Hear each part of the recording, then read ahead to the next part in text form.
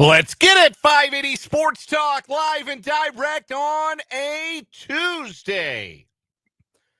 Good afternoon to all of you. We are with you for the next 3 hours here on 580 Sports Talk on the Sports Voice of Kansas, 580 WIBW, FM 104.9, online at 580WIBW.com, and live on video on our YouTube channel, 580 Sports Talk, and our Facebook page, WIBW News. My name is Dan Lucero. Spencer Dupuis is back today. He'll be along in a little while. Brendan Dworzinski is off today. So glad to be with you on this scalding Tuesday afternoon in the capital city. Looking forward to hanging out with you the next 3 hours here on 580 Sports Talk. We have breaking news from this afternoon. Trey Smith got paid. I wasn't worried. Were y'all worried? Maybe a little worried? Deadline spur action. We say it all the time. And indeed, it spurred a 4-year contract extension, really a 4-year contract because it takes away the franchise tag. So the contract kicks in immediately for the Chiefs' 26-year-old right guard, Trey Smith, making him the highest paid guard in the history of the National Football League. 4 years, $94 million. For those who can't do the math in their heads, that's $23.5 million a year. Trey Smith got paid. And it happened just about 2 hours prior to the deadline that the Chiefs and Smith had to come to a contract agreement. Otherwise, Smith would have played the 2025 season on the franchise tag. He would have made a little over $23 million on the tag. Instead, he'll make $23.5 million each of the next 4 years, including $70 million guaranteed, $17 million at signing. The richest guard in the NFL, Trey Smith. So we'll talk about that, what that means for the Chiefs and what that means for the short and long-term future of the offensive line for the Chiefs. And it dovetails nicely with some of the other things we wanted to get to on today's edition of 580 Sports Talk, because as we continue our countdown to Chiefs Kickoff, we are now 52 days from Chiefs Chargers in Brazil.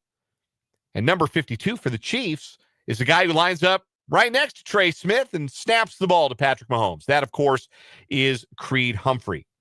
Did you catch that ESPN's panel named Creed Humphrey the best interior offensive lineman in the National Football League going into 2025? And that got me to thinking, how many other guys do the Chiefs have that are upper echelon talents at their position? And how does that compare to the rest of the NFL? And I don't think anyone will be surprised to hear that the teams with the most upper echelon top flight talent are, in fact, the best teams in the NFL, the Chiefs among them. So we're going to talk about that. And it's appropriate because Trey Smith also on the list of the best interior offensive linemen in the NFL, according to ESPN's Blue Ribbon panel of experts. They've been ranking the top 10 by position day by day. They've got 2 more positions to get to. Just did quarterbacks yesterday. Mahomes, obviously, number 1 there. A lot of top-tier talent for the Kansas City Chiefs.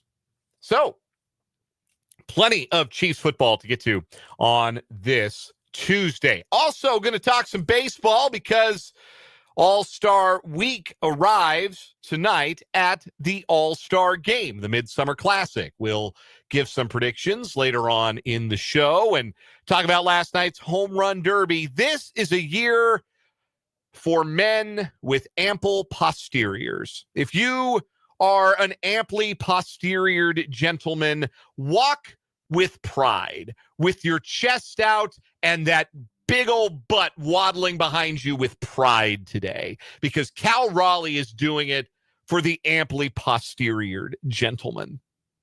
He is the representative for the big booty dudes out there. He won the Home Run Derby last night, first catcher in 39 years to win a Derby. Good call, Vance, by the way. Vance, our guy in the YouTube comments, said it was going to be Raleigh, and it was. My pick was runner-up. Junior Caminero, I was pleased with my pick, but he ran out of steam against Cal Raleigh in the Home Run Derby last night. Entertaining event. overlong, way too much Pat McAfee at the beginning. But my biggest gripe of the night is with the 17-year-old kid who robbed a home run from Caminero in the final. Maybe you saw it if you were watching. It certainly did go viral. It's a short wall there in left field at Truist Park in front of, I think that's it's either the home or the visitor bullpen. I don't remember whose bullpen that is. I don't watch enough Braves games. But there's that bullpen in the left field corner, and it's a short wall, and a 17-year-old kid just went up and took a home run away. Now, they counted the home run, which shows that you're not supposed to be doing that if you're out there shagging fly balls. And I got a problem with the idea that kid had in his head that was the thing to do.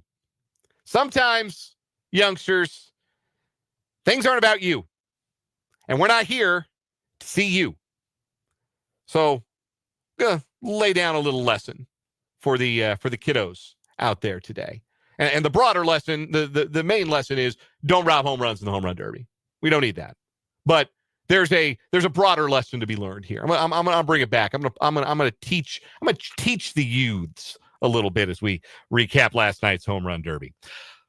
We got Jayhawks to talk about on today's show. It is a Tuesday after all. We got Jayhawk Weekly coming up, bottom of the 4 o'clock hour. Jack Ritter will join us today. Michael Swain is on his honeymoon, which is, I suppose, as good an excuse for missing out on his weekly radio hit with us as any. So another hearty congratulations to our pal Michael on his recent nuptials, and hope he's having a wonderful and relaxing honeymoon. I hope he has gotten to put his phone down for more than a couple of minutes at a time. And in his stead today, Jack Ritter of Fog.net, part of the 24/7 Sports Network, will join us at the bottom of the 4 o'clock hour because we got some KU recruiting news to talk about. Jaden Doss picks KU over K-State and will join their wide receiver room for this season and beyond. We'll talk about that decision and some other KU news and notes with Jack Ritter. Excited to have him make his 580 Sports Talk debut at the bottom of the 4 o'clock hour. And coming up in the 5 o'clock hour, more Big 12 Media Days content. The last of my KU interviews from Big 12 Media Days. My chat with Dean Miller, the junior defensive lineman. One of my favorite stories on the Jayhawk roster.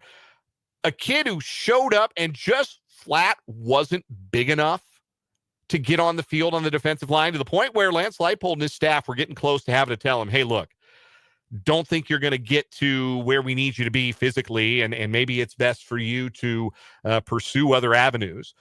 Dean Miller wouldn't quit. Dean Miller didn't take no for an answer. Dean got his body where it needed to be and was one of KU's best pass rushers last year and will be one of the best pass rushers in the entire Big 12 in 2025. So I love Dean's story. I love his attitude. Got to catch up with him in Frisco, Texas last week at Big 12 Football Media Days. We will bring that interview to you in the 5 o'clock hour. Plus, everything else you've come to know and love from a Tuesday edition of the show, including our 580 Sports Talk headlines, another round of What Is Wrong With You.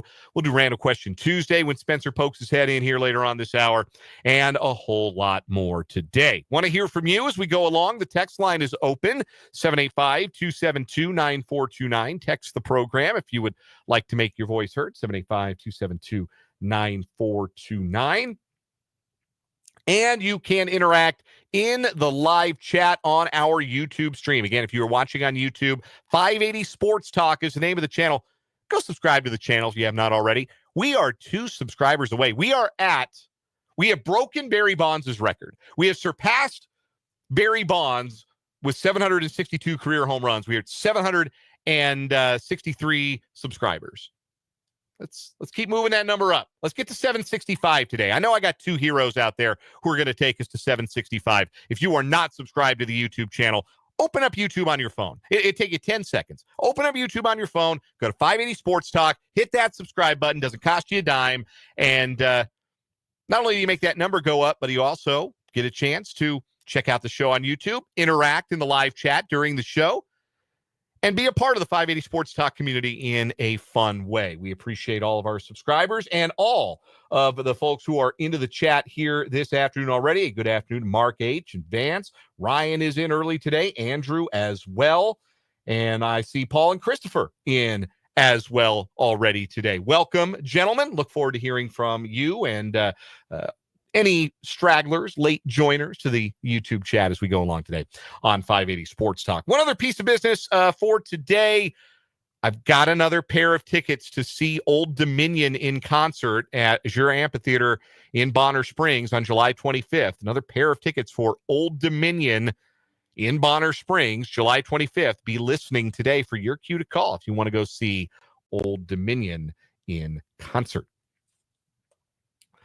We start with the big news of the day. Trey Smith got paid with about 2 hours to spare before the deadline. Adam Schefter, I believe, was first to report that a deal had been struck between the Chiefs and their starting right guard. 4 years, $94 million.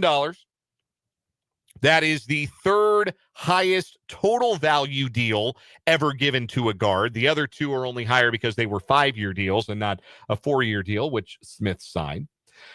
4 years and $94 million. That averages out to $23.5 million per year. That is $2.5 million more than Landon Dickerson of the Eagles got last year. So he is, by average annual value, the highest paid guard in NFL history. $70 million guaranteed is also the largest guarantee ever for a guard. $7 million more guaranteed than Robert Hunt got from Carolina last offseason. Remember, that Hunt deal, when it happened, was the deal we thought was going to make it impossible for the Chiefs to bring Trey Smith back. You remember this? You remember us talking about this? Because I remember that conversation. When Robert Hunt got $100 million, I said, well, Chiefs better forget about Trey Smith. Because I don't know how you can pay a guard $100 million. I don't know how you give a guard $20 million a year plus, especially if you're already giving one guard, and Joe Thuney, close to that kind of money. Well, the Chiefs solved that problem by trading Joe Thuney, and the salary cap helped to solve that problem a bit for the Chiefs by going up at a larger number than anybody in the league expected. And with those factors combined, the Chiefs were able to put together a deal that paid Trey Smith big money. $46.75 million guaranteed at signing. That is just shy of a record for a guard. Chris Lindstrom got $48.2 million at signing from Atlanta. But the average annual value and the guarantee, the total guarantee, the highest ever for a guard in NFL history, and it belongs to a guy the Chiefs got in the 6th round of the NFL draft. And I know that in some corners there is some resistance to giving a guard that kind of money, because we're veering close to tackle money for Trey Smith. That's why the franchise tag number for Smith was what it was. It was over $23 million because the franchise tag for an offensive lineman is based on the average for all offensive linemen, not on the average for a guard. And not all offensive linemen, but the top paid offensive linemen.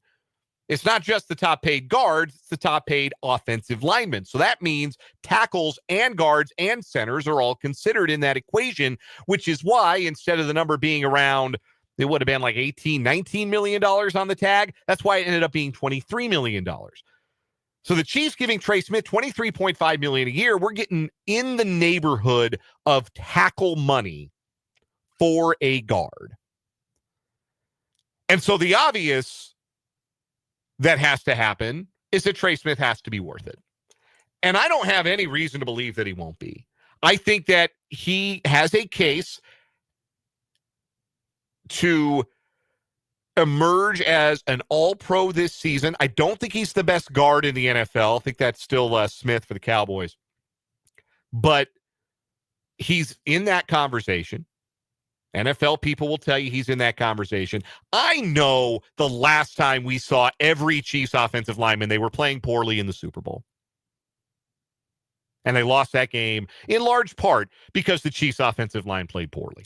And that was everybody. Creed Humphrey didn't have a very good game. Trey Smith didn't have a very good game. Juwan Taylor didn't have a very good game. The less said about the left side of the offensive line that night, the better. Understand that. I know that's the last image we have in our head of these guys, much like 2 years ago, the last image we had of those guys was holding the Eagles defensive line to no sacks in a Super Bowl victory. Sometimes you play great. Sometimes you don't play great. And I think that what we saw in Super Bowl 59 was just a bad night against a good defensive line for the Kansas City Chiefs. I don't believe that's the start of a trend. I don't believe that was the showcasing of some kind of Achilles heel with regard to the Chiefs offensive line. Still think Trey Smith is that dude. I still think he's got all pro ability into the future. And you want elite talent. The Chiefs have always been willing to pay for guys who are the elite at their positions. No matter what position that is, they are always willing to pay for the elite talent. They believe that Trey Smith is one of those, and NFL people don't disagree with that assessment. But this signing points to the thing that is going to be the larger trend for the Chiefs.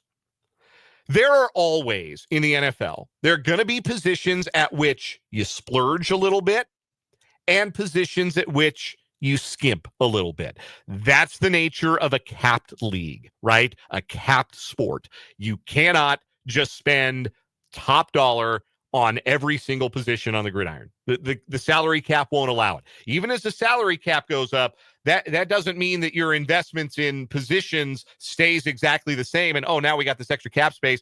I guess I will throw it at running backs, or I guess I will throw it at safety or whatever position that you're not really heavily invested in. But you have to pick. You have to pick where you're going to spend your money. And obviously, if you have an elite quarterback is always going to be a position where you splurge. So the Chiefs are in that position. That's the position you want to be in. There are other positions at which the Chiefs may find themselves being a little bit more frugal, maybe being willing to let players leave after their rookie deals are up. Kind of feels like wide receiver might be one of those. Though, as again, the salary cap goes up, there'll always be room to maintain a player or two at wide receiver and keep them on second contracts. But it is very clear for the Chiefs that when it comes to where are we going to splurge, where are we going to be tight, they are always looking to spend big on the offensive line. And they are positioned to do that for the remainder of the Patrick Mahomes era. And when you consider that the main reason, the primary reason why there are not 5 shiny new Lombardi trophies at One Arrowhead Drive, and there are only 3 of them, and that the reason for that is total system failure up front in both Super Bowl losses. It makes a lot of sense, doesn't it? It makes a lot of sense that the Chiefs would look at the offensive line and say, this is what we are going to prioritize. If we've got guys who are top of the scale at their position, we are going to pay them top of the scale money at their position to protect the ultimate investment in our sport, the best quarterback in the game, Patrick Mahomes. It's a no-brainer, right? Mahomes sure thinks so. We did get, we don't have Patrick Mahomes on the record with a quote. We just know he posted the grinning emoji to X in about the 20 or so minutes after the deal was first reported. And I think that tells you all you need to know. This is the direction of the Chiefs. That outside of quarterback, the position that they're going to prioritize, the position group where they're going to make sure we've either got top of the scale guys or we're searching for those guys. And either way, we will pay them accordingly. It's going to be the offensive line. So is there some added pressure today on Kingsley Suamataia and Joshua Simmons, maybe Jalen Moore, you could argue, to come good in 2025 and beyond so the Chiefs can have starting caliber solutions on rookie deals for the next 3 to 4 years on the left side of their offensive line, or in Moore's case, an affordable option that they could maybe extend for future years? Yeah, I think it does put a little bit more pressure on them because there aren't a lot of teams out there who are paying top dollar to guards, and nobody's paying a guard more money per year than the Kansas City Chiefs. But this is the one you pay.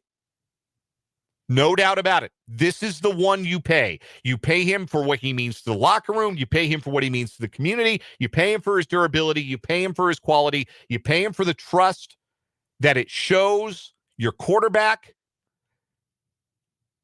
And you pay him for the protection that it gives your quarterback.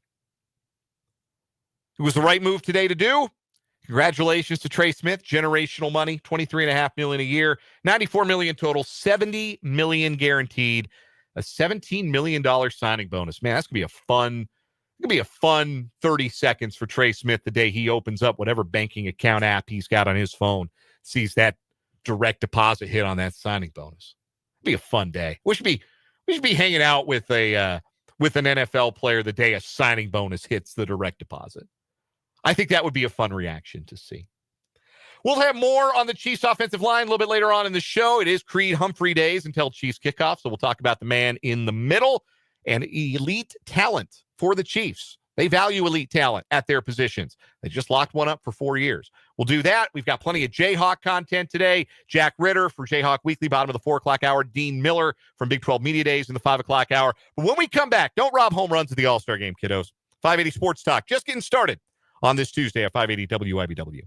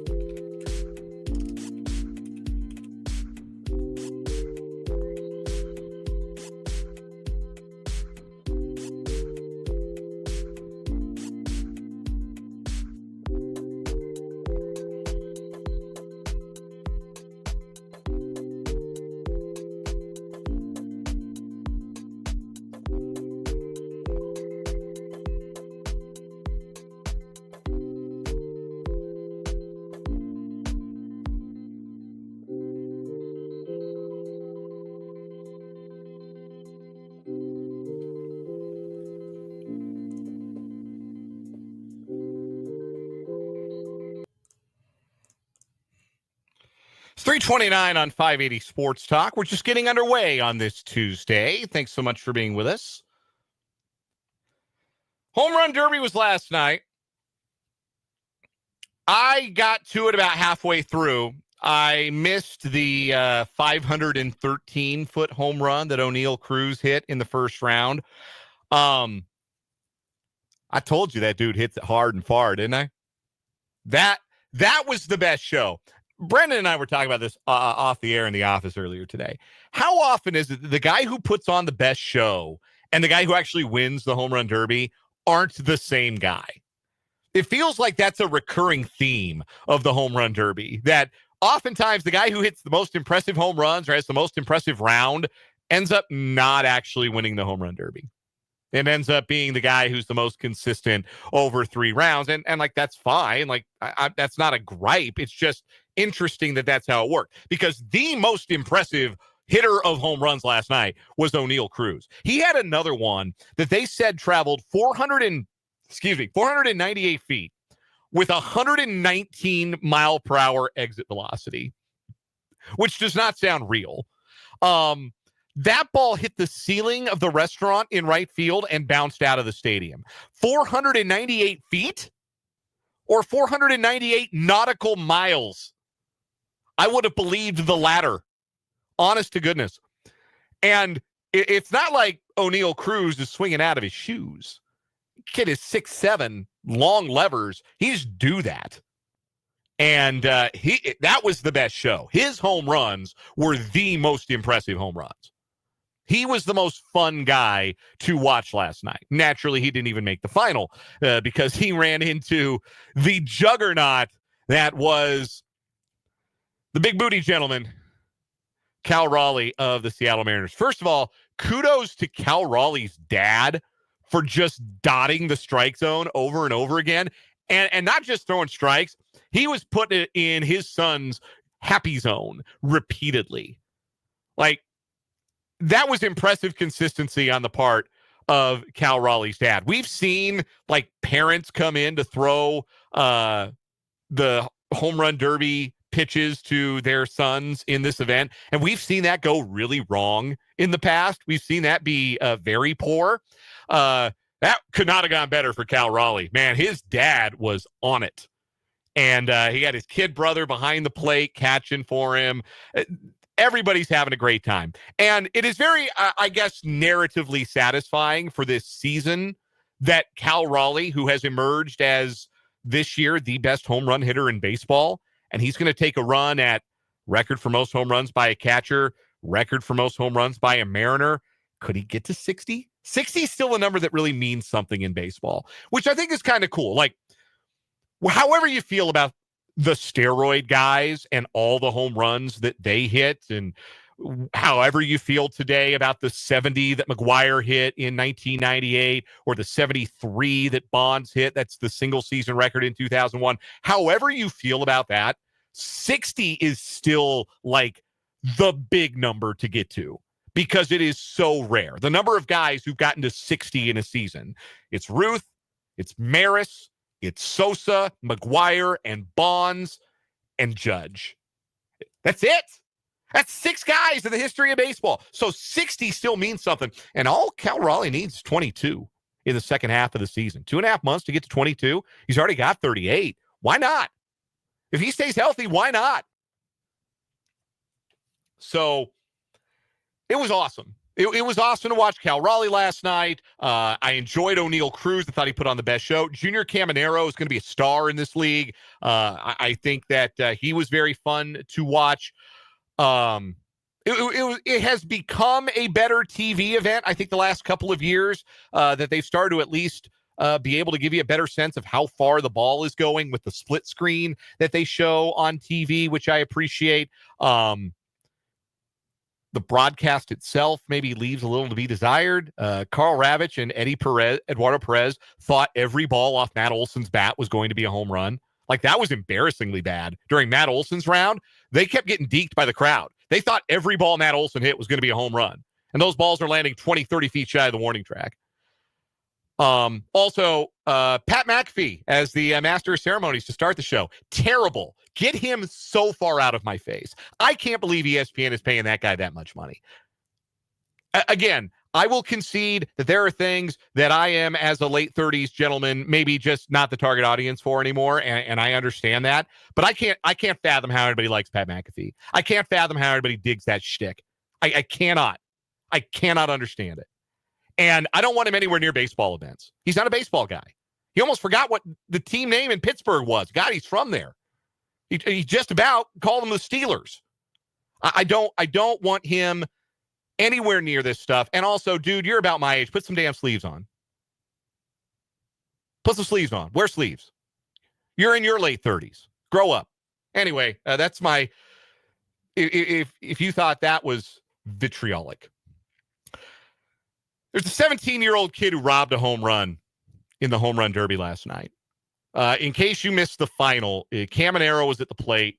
He hit a seed toward the left field corner, and they got about 50, 60 kids all wearing pink T-Mobile T-shirts, shagging balls in the outfield. They've had those kids out there forever. And honestly, if they're going to keep inviting O'Neal Cruz to these events, they might need to get the kids. They might need to have a more rigid age limit out there, because I don't want to see a kid get maimed by a 120-mile-an-hour batted ball to the outfield.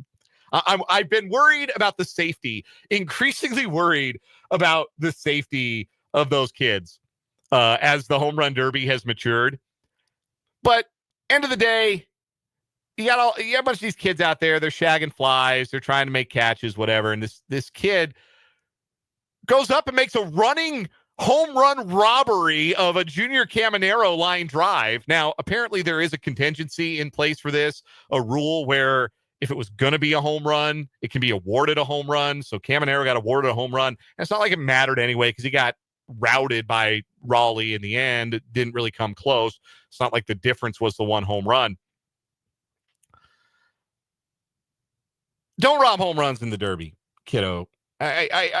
This is my gripe for this. And I've heard all the arguments that the kid, he's just living out his dream, robbing a home run at a big league ballpark. He's out there making a play. Brother, you're not out there to make a play. You're shagging flies. The cool thing about shagging flies, if you've never done it, is that it requires no effort of you. It asks nothing of you. You stand there and you catch the ones in a 3-foot radius. You're not out there trying to be Mike Trout. Nobody came to the home run derby or turned it on last night to see some 17-year-old kid do a Mike Trout impression. I certainly didn't. That's not what I'm looking for from them. You know what I'm looking for from those fly shaggers? Got to be careful how I say this. Fly shaggers, I am looking for them to not die. That is primarily my goal when I see the fly shaggers in the outfield at the home run derby. Just don't get yourself killed out there trying to catch a moon-raking fly ball or a 120-mile-an-hour line drive seed. Stay safe. Catch the ones that are next to you. And afterwards, they interviewed the kid. Cody Stavenhagen of The Athletic actually talked to the kid after the fact. 17-year-old kid. He obviously plays a little high school baseball. And he said something to the effect of, I didn't really know where I was on the field. Dude, you jumped to catch the ball. You knew where you were. Don't need to give that extra effort. Just because the Oklahoma City Thunder won the NBA championship doesn't mean we now should be celebrating tryhards. This is the equivalent of the guy who shows up at the pickup game and he's got the rec specs and he's got the knee braces and he's got the sweatbands and he's setting picks and drawing charges in the pickup game. We don't like that guy. Nobody's here for that guy. This young man went out there and robbed a home run, and this is the broader lesson. Let this be the broader lesson. People aren't there for you, man. We're here for dingers. We're not here for you. Just keep that in mind. Sometimes we are here for you. Other times in life, we are not here for you. So I am out on the home run robbery. Didn't need it. Just shag flies, hang out with your buds. Don't make it about you. Don't make it about you. It's about the dinger smashers. I don't need the extra effort. I don't need that. Just make sure you stay safe out there. That's all I'm saying. Those kids, the primary, it'd be one thing. Like if it was an 11-year-old, this is the other thing. If it were like an 11 or a 12-year-old, I'd have been like, yeah, man, he's not old enough to know any better. He just went up there and made a play. You're 17, man. You got to be too cool for this stuff. Just catch the ones that are near you. Let the rest go. And don't get hurt. That's my hope. That is my hope for the fly shaggers of the future. Understand who we are here to see and that it is not you. All right, let me take my tongue out of my cheek a little bit here. And when we come back, we'll do a little Random Question Tuesday. Spencer's going to hop in the booth. He'll join us next, and we'll keep things moving here on 580 Sports Talk.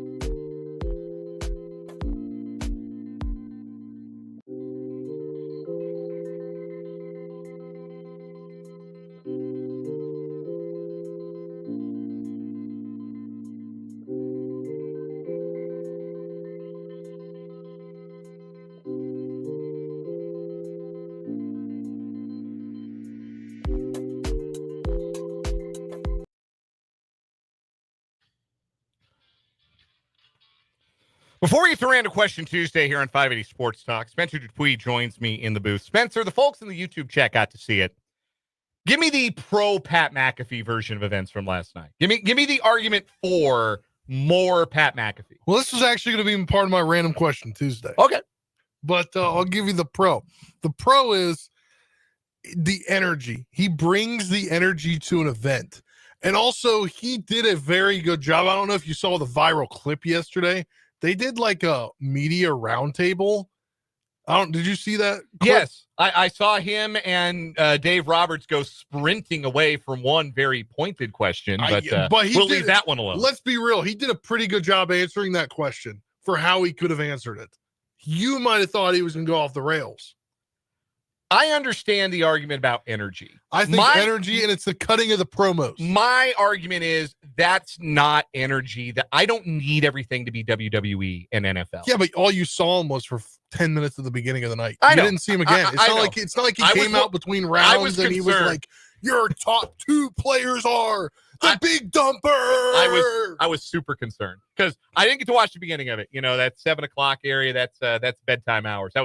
That was Asher and getting a bath last night. So I missed the start of it, but I saw my social media timeline. Crap, McAfee. Because again, that's my age group is not as enamored with that kind of energy as the younger folk. I fully acknowledge. I think I am getting old. The text line is on me for it, and it is happening. I am becoming the get off my lawn guy very rapidly, more rapidly than I ever could have imagined. I think it's working, and that's the thing is ESPN is going back to it.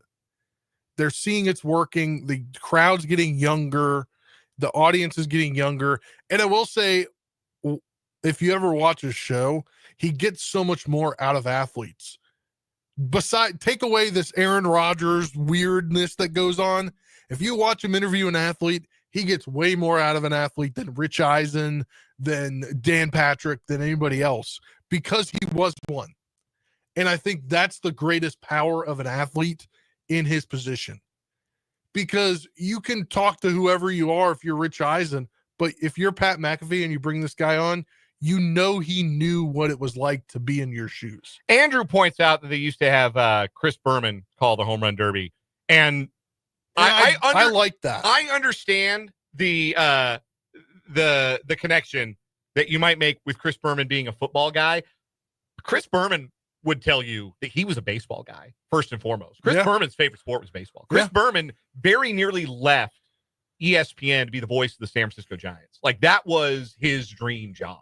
So he always, I know we associate him with NFL primetime, maybe more than anything else, but Berman, huge baseball guy. And so I never had a problem with him. Like, it got to be a little repetitive. It got to be a little corny after a while, but I never really had a problem with Berman on the Derby. And honestly, listening to Carl Ravitch, I yearn for Chris Berman on the Derby. Oh, yeah. I want him back so bad. We didn't know how good we had it with the Berminator on the home run Derby. One more thing to wrap up McAfee here.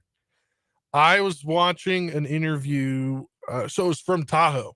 Dan Patrick had the guys from Part of My Take, the Barstool podcast, which I'm not a big fan of their podcast, but one of the guys is a Commanders fan, PFT. Mm-hmm. So I kind of tune into stuff that he says about the Commanders and whatever. So I saw the clip, and they were talking about Barstool Van Talk, which was an ESPN show. For like 15 minutes. Yeah. Yes, and ESPN pulled the plug, and then they learned what to do, that they learned that maybe they should go back to that audience key, and they got McAfee, and I think that's helping them.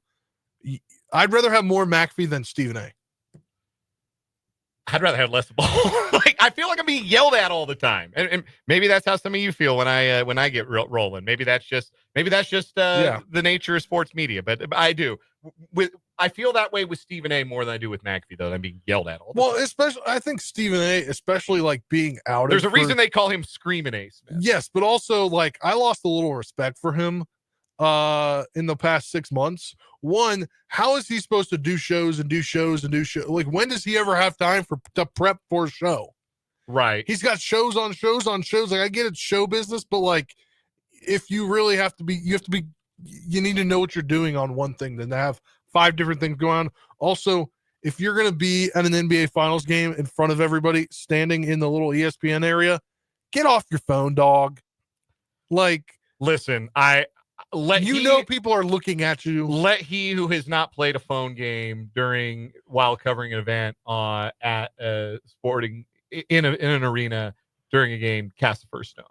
I have watched other games while covering games. I think everybody. Watching game is different because you're trying to see everything that's going on. But the fact is, you're sitting there playing a game while game action is going. Nah, I'm already out on him, and I'm even more out after that. All right, what was your random question?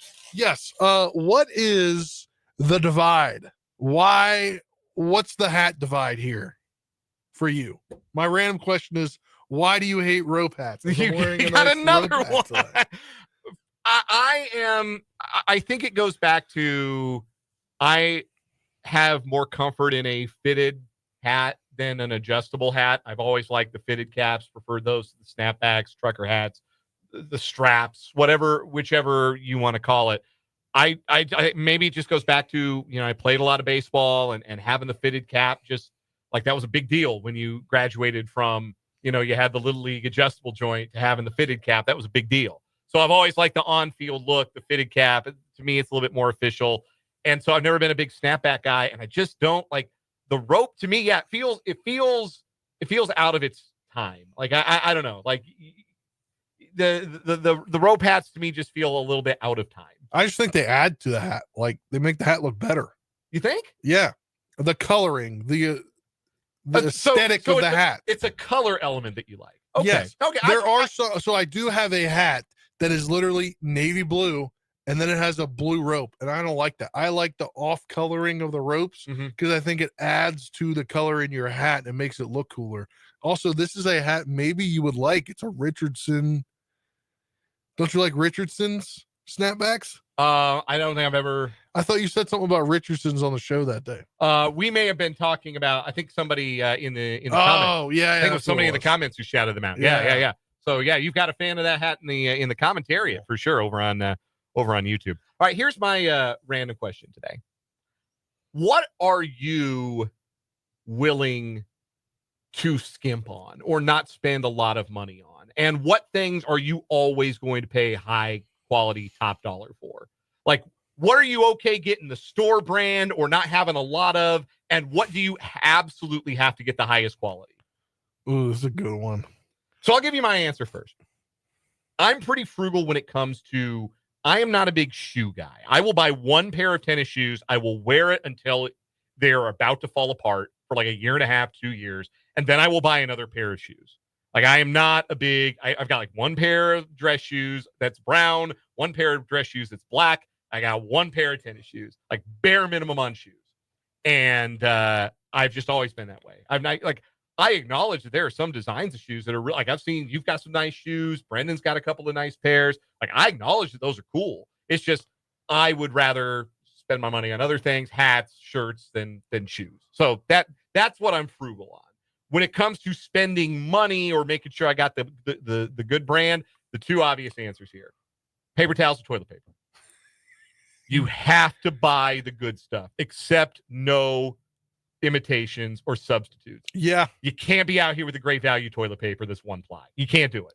Oh yeah. You can't. You're not living right. But you've been there and done that before. There's been a time in your life. I have lived that life, but not for long. That was the one thing, even when I was my brokest as a jokest, I was not willing to skimp on the toilet paper. No, but maybe paper towel. You've been there to the point where you're like, oh, I'm at this store and they only have a certain one, but I need it now. And then you use it and you're I'm going to the other store tomorrow. Like I bought like Quilted Northern instead of Charmin before. Like I've done like a different brand, but I always come back to look, squeeze the Charmin, man. It's the quality. I do the old get it at Aldi and then realize, oh no, we need to spend a little bit more on it. My one thing would be when it comes to food, like the wrap, like tortilla wraps. If you don't buy, like I believe Mission is the big one. You buy Mission or you don't buy them at all. Okay. Because if you buy the other ones, they get all gross. Huh. Good tortillas. I respect that answer. Yeah. What do you skimp on? What are you willing to just get the store brand of? Andrew in the YouTube comments says store brand ranch dressing, but high quality toilet paper. So he's with me on I'm willing to skimp on ice cream. If I get ice cream, you go the Great Value ice cream. Yeah, or whatever. The other night I was craving ice cream, so I went to the gas station that's right by where I live, and I can't remember for the life of me, but this was a $1.99 pint of ice cream. Hey, turns out it's a Kansas City brand. Okay. And I was like, yo, I'll buy this over Ben and Jerry's every day. Okay. Yeah. I'll get back to you on the brand name. I some food items, like I'm okay, like the Great Value, like jelly. Like I'm a big PBJ guy. I'll get Great Value jelly, or store brand. Great Value is kind of the stand-in because it's the Walmart store brand. But yeah, I'll do that, or like the chips. I'll do that, potato chips. Yeah. But like good peanut butter though. I'm not getting store brand peanut butter. Jif peanut butter all the way. The Lucero household is a Jif household. Yes. 100%. We'll take a break. When we come back, the real MVP of last night's home run derby was a Kansas City Royal. We'll talk about it next on 580 Sports Talk.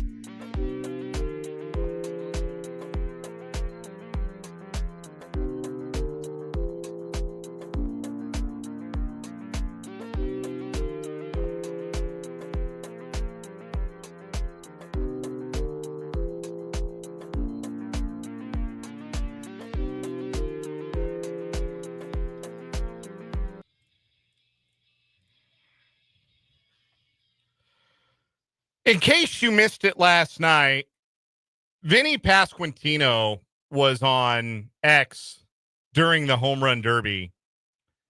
He also admitted to buying X Premium. Did you see that post? I mean, hey, look, they're his $8, and if that's how he wants to spend his $8 a month, because he had to edit his tweet. He did it just to edit.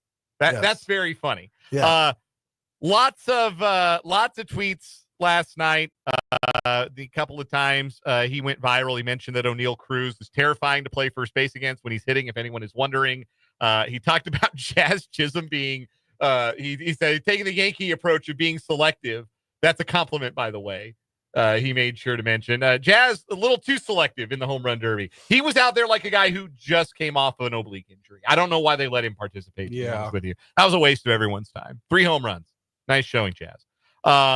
Is that the worst performance in the home run derby history? No, and Royals fans will be quick to tell you which one is when they booed the bejesus out of Robinson Cano because he took a home run derby spot from a Royal back in 2012, and then Cano hit 0 home runs. Oh, yeah, I remember that now. Yeah, that's an all-timer in Royals history. My favorite Pasquantino tweet was when he saw Paul Skeens talking to a few Latino players and mentioned, quote, sometimes I go out for mound visits with Sal or Freddie with Estevez, Zerpa, and Cruz where they only speak Spanish and have absolutely no clue what's being said, but I give a good vamos at the end and feel I contributed. Love that. Vinny's a hoot. Coming up next hour, Creed Humphrey Days until Chiefs Kickoff and Jack Ritter for Jayhawk Weekly, plus What Is Wrong With You on 580 Sports Talk.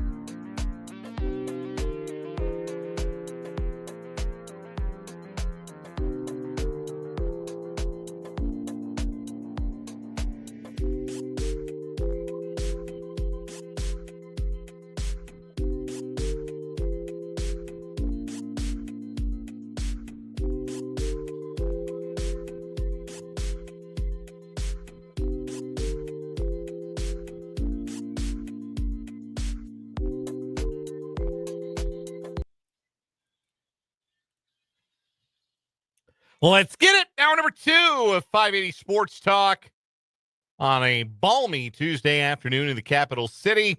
Hanging out with you for 2 more hours, here with you until 6 o'clock tonight on the Sports Voice of Kansas, 580 WIBW, FM 104.9, online at 580WIBW.com, and in living color on our video stream. We're on YouTube. Channel name is 580 Sports Talk. We're on Facebook at WIBW News. However you're consuming the program, whenever you're consuming the program, whether you're catching us live or catching up via the video archive on our YouTube stream or Facebook page or our podcast, we appreciate you being a part of the audience here on 580 Sports Talk. I'm Dan Lucero, Spencer Dupuis across the glass. Again, we've got 2 more hours of sports talk coming your way. We want to hear from you with the text line 785-272-9429 is the number, 785-272-9429. You can also jump in the live chat if you are watching on our YouTube stream today. Again, the name of the channel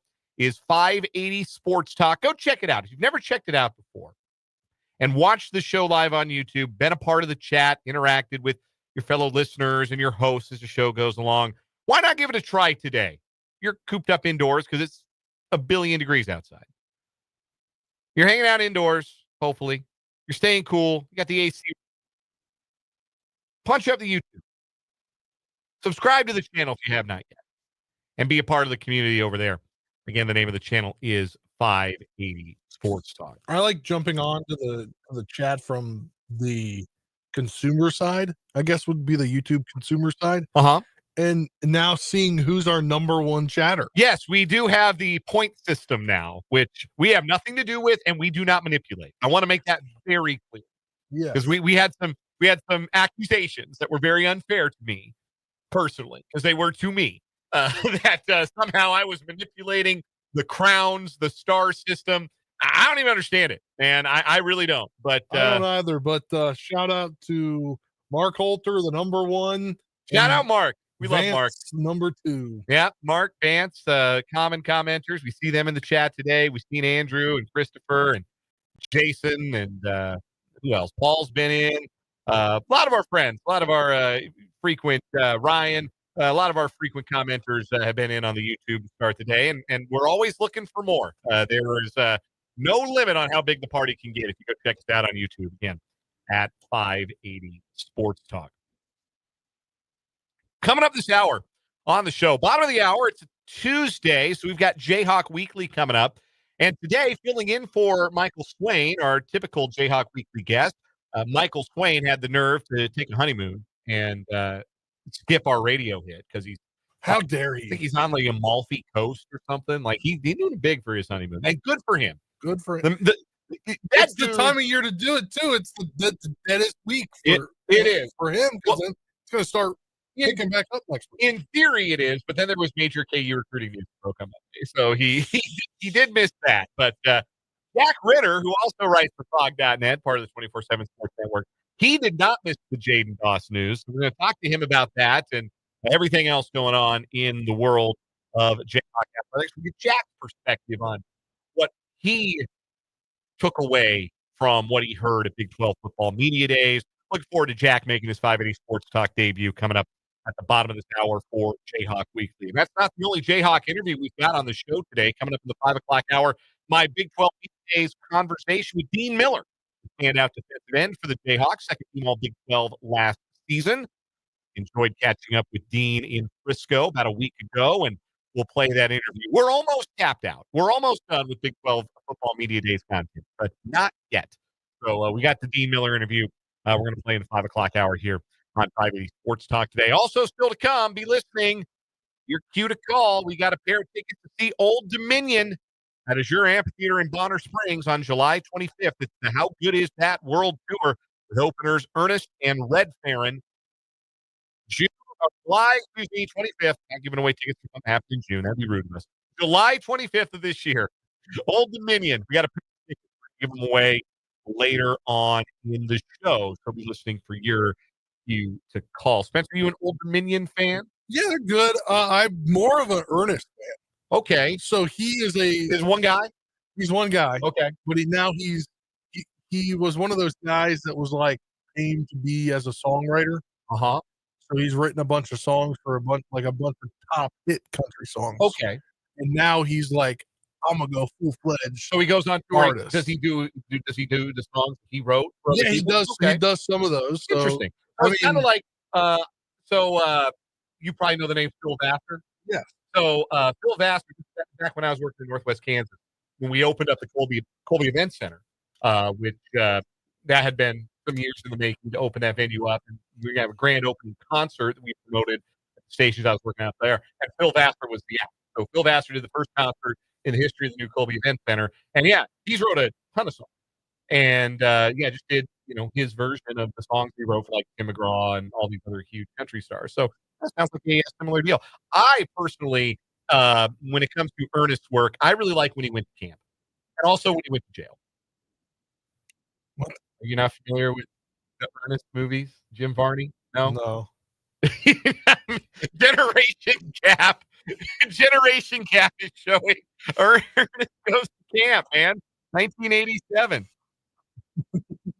Yeah, Jim Varney, Ernest P. Worrell, man. No? Nothing? You don't recognize Ernest at all? No. Ernest Saves Christmas? Ernest Scared Stupid? Can't say. There were so many Ernest movies. Jim Varney was basically Ernest. That was his whole thing. Side note, I saw Ernest at T-Mobile Center last year. Okay. He opened for Jelly Roll. Oh, okay. Well, he opened for Shabuzi, who opened for Jelly Roll. Slam Dunk Ernest? No, Kareem Abdul-Jabbar's in that movie. I don't.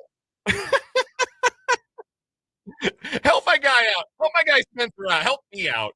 I can't be the only one who doesn't remember Spencer or Ernest. Andrew said I liked it when he saved Christmas. Perfect. Christopher says Spencer was 2 when Jim Varney died. I don't know that that's true. Let me look. Jim Varney died. Oh my God. Jim Varney died in 2000. Yeah, I wasn't 3 yet. You were.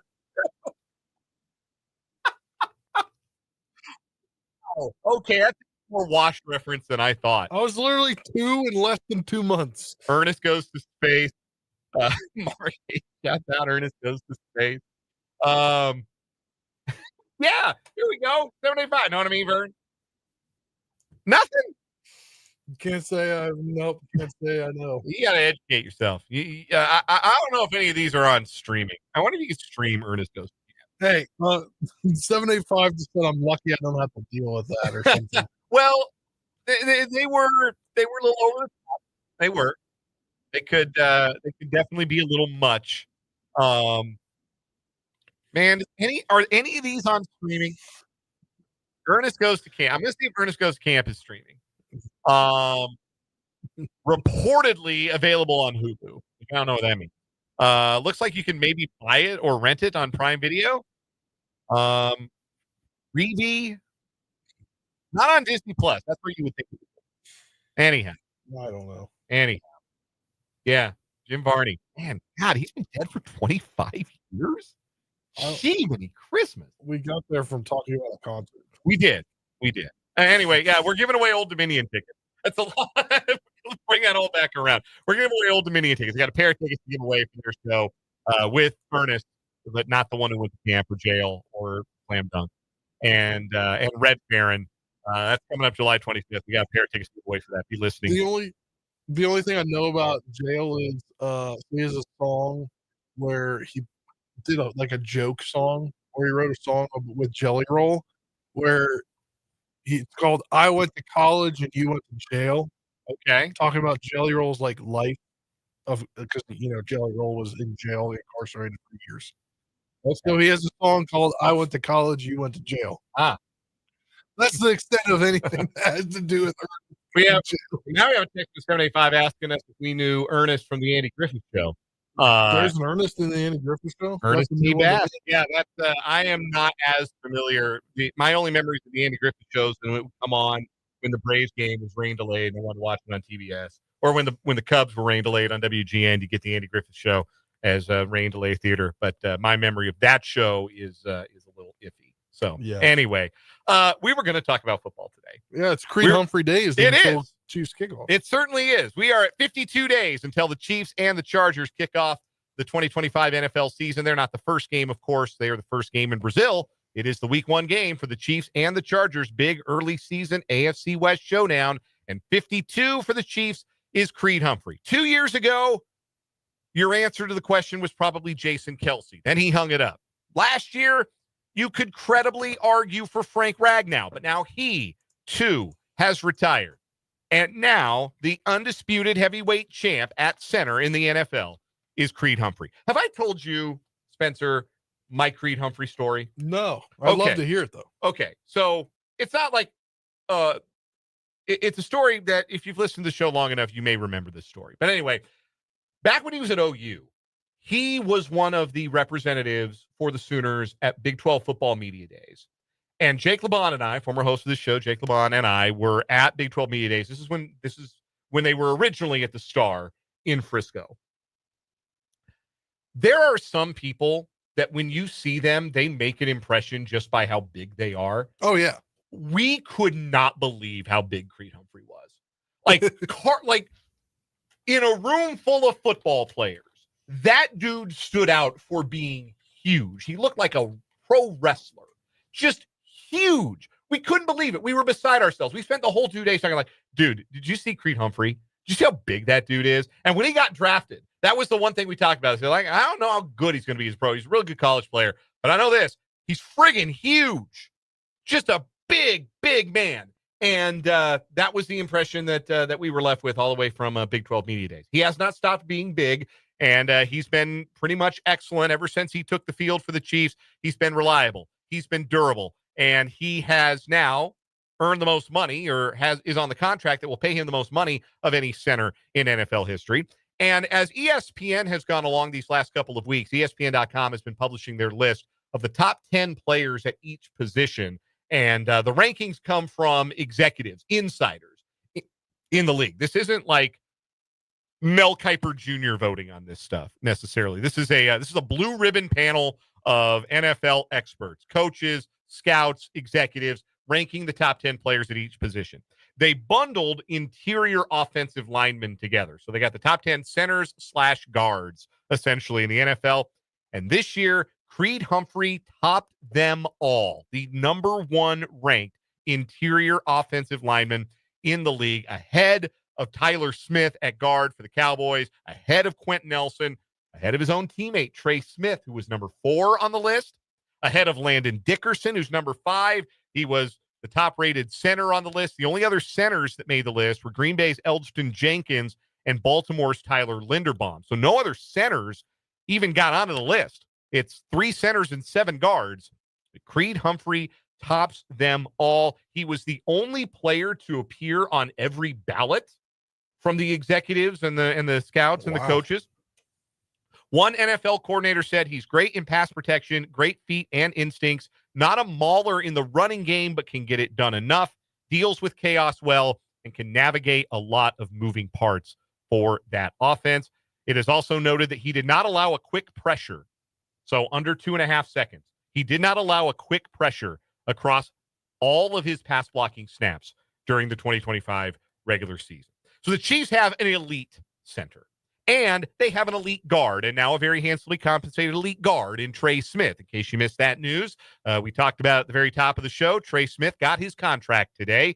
The deadline was an hour and 20 minutes ago, and the contract beat that deadline by about 2 hours, 4 years, $94 million, $23.5 per year, $70 million guaranteed for Trey Smith. So the center and the right guard for the Chiefs are locked up together for many years to come.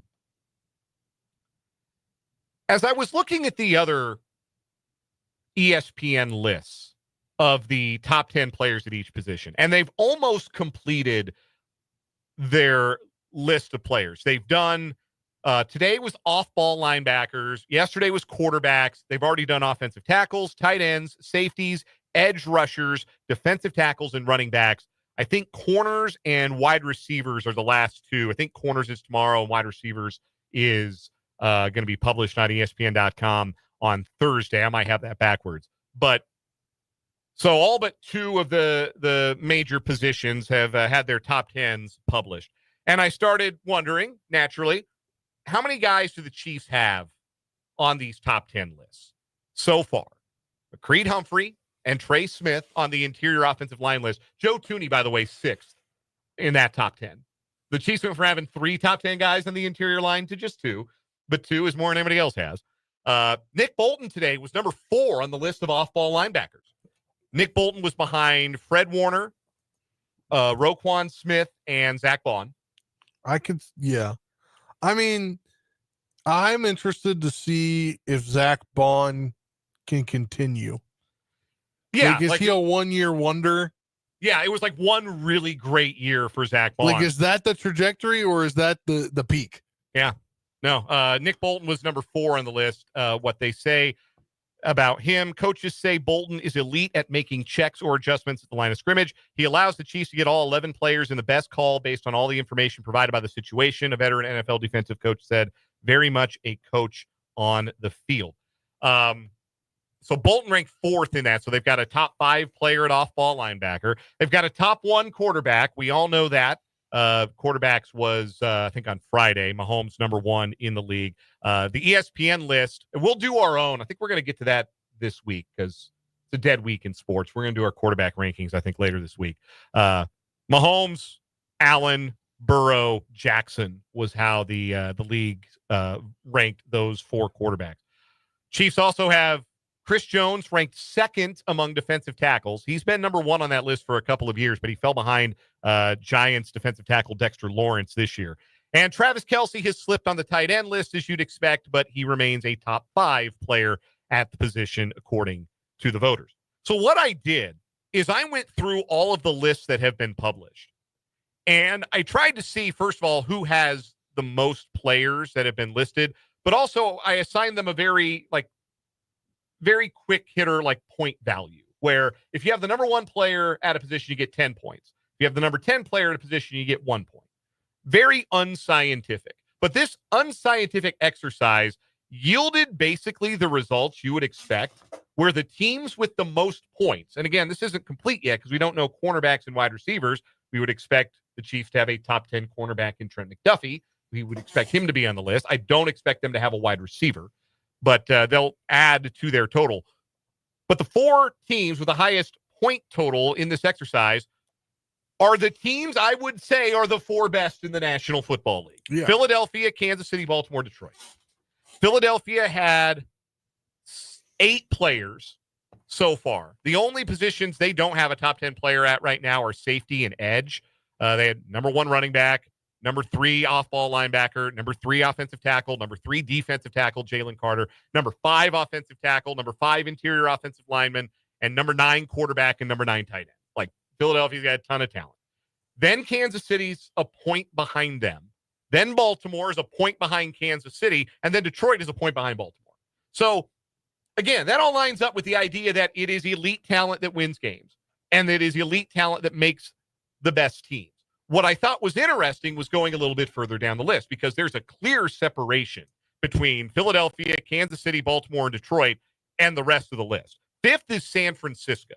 They've got the number 1 ranked off-ball linebacker, Fred Warner, the number 2 tight end, George Kittle, number 4 offensive tackle, Trent Williams, number 5 edge, Nick Bosa, number 5 running back, Christian McCaffrey. So they're 5th on the list. Then there's a steep drop to Tampa Bay and Dallas. Dallas has 3 players ranked. Tampa Bay has 5 players ranked. And then kind of a bunching up in the middle of the league. You have Atlanta, then you have Vegas. Vegas has really helped out because they have the number 1 tight end in the league, Brock Bowers. Washington, Buffalo, and Green Bay, and the Colts all have the same point total. Then the Chargers are 1 behind them. Cincinnati's 1 behind the Chargers. And that's really interesting. That's where it gets interesting to me, because we're talking about Buffalo and we're talking about Cincinnati as legitimate AFC contenders. But where's their top-end talent? Where are their elite guys? For Buffalo, they have Josh Allen, obviously, this number 2 quarterback on the list. Deion Dawkins, I think, was the offensive tackle, number 8 in their top 10. And then James Cook was the number 8th ranked running back by the ESPN panel. And that's it. Those are the only top 10 guys they have. I suspect Christian Benford will be a top 10 cornerback, but that's it. That would be their list of top 10 guys in the league. For Cincinnati, Joe Burrow's third on the quarterback rankings. Trey Hendrickson is sixth at edge, and he might not play this year. He certainly isn't going to play on the contract that he's currently on. They'll have Jamar Chase on the list at 1, 2, or 3, and they might even get T. Higgins in the top 10, though I doubt it. But again, that's it. Like, when you talk about having top-tier talent, those are the guys who are game winners. Like, it's great to have roster depth. Truly, it is. Depth gets you through 17 weeks. Depth means you don't have to sweat too much about injuries or as much as you might otherwise. Depth means you've got different guys who can help you win a game, but the elite guys win you games. The elite guys are why you win. You win because you've got the best interior offensive line in the game with Creed Humphrey and Trey Smith. You win because you have Chris Jones wrecking games and coming up with big plays on third down. You win because of Mahomes. Period, full stop. So I think that these lists are very telling. One, that Kansas City has a healthy helping of elite talent. And two, the teams that we consider contenders in the AFC, it's really just the quarterbacks.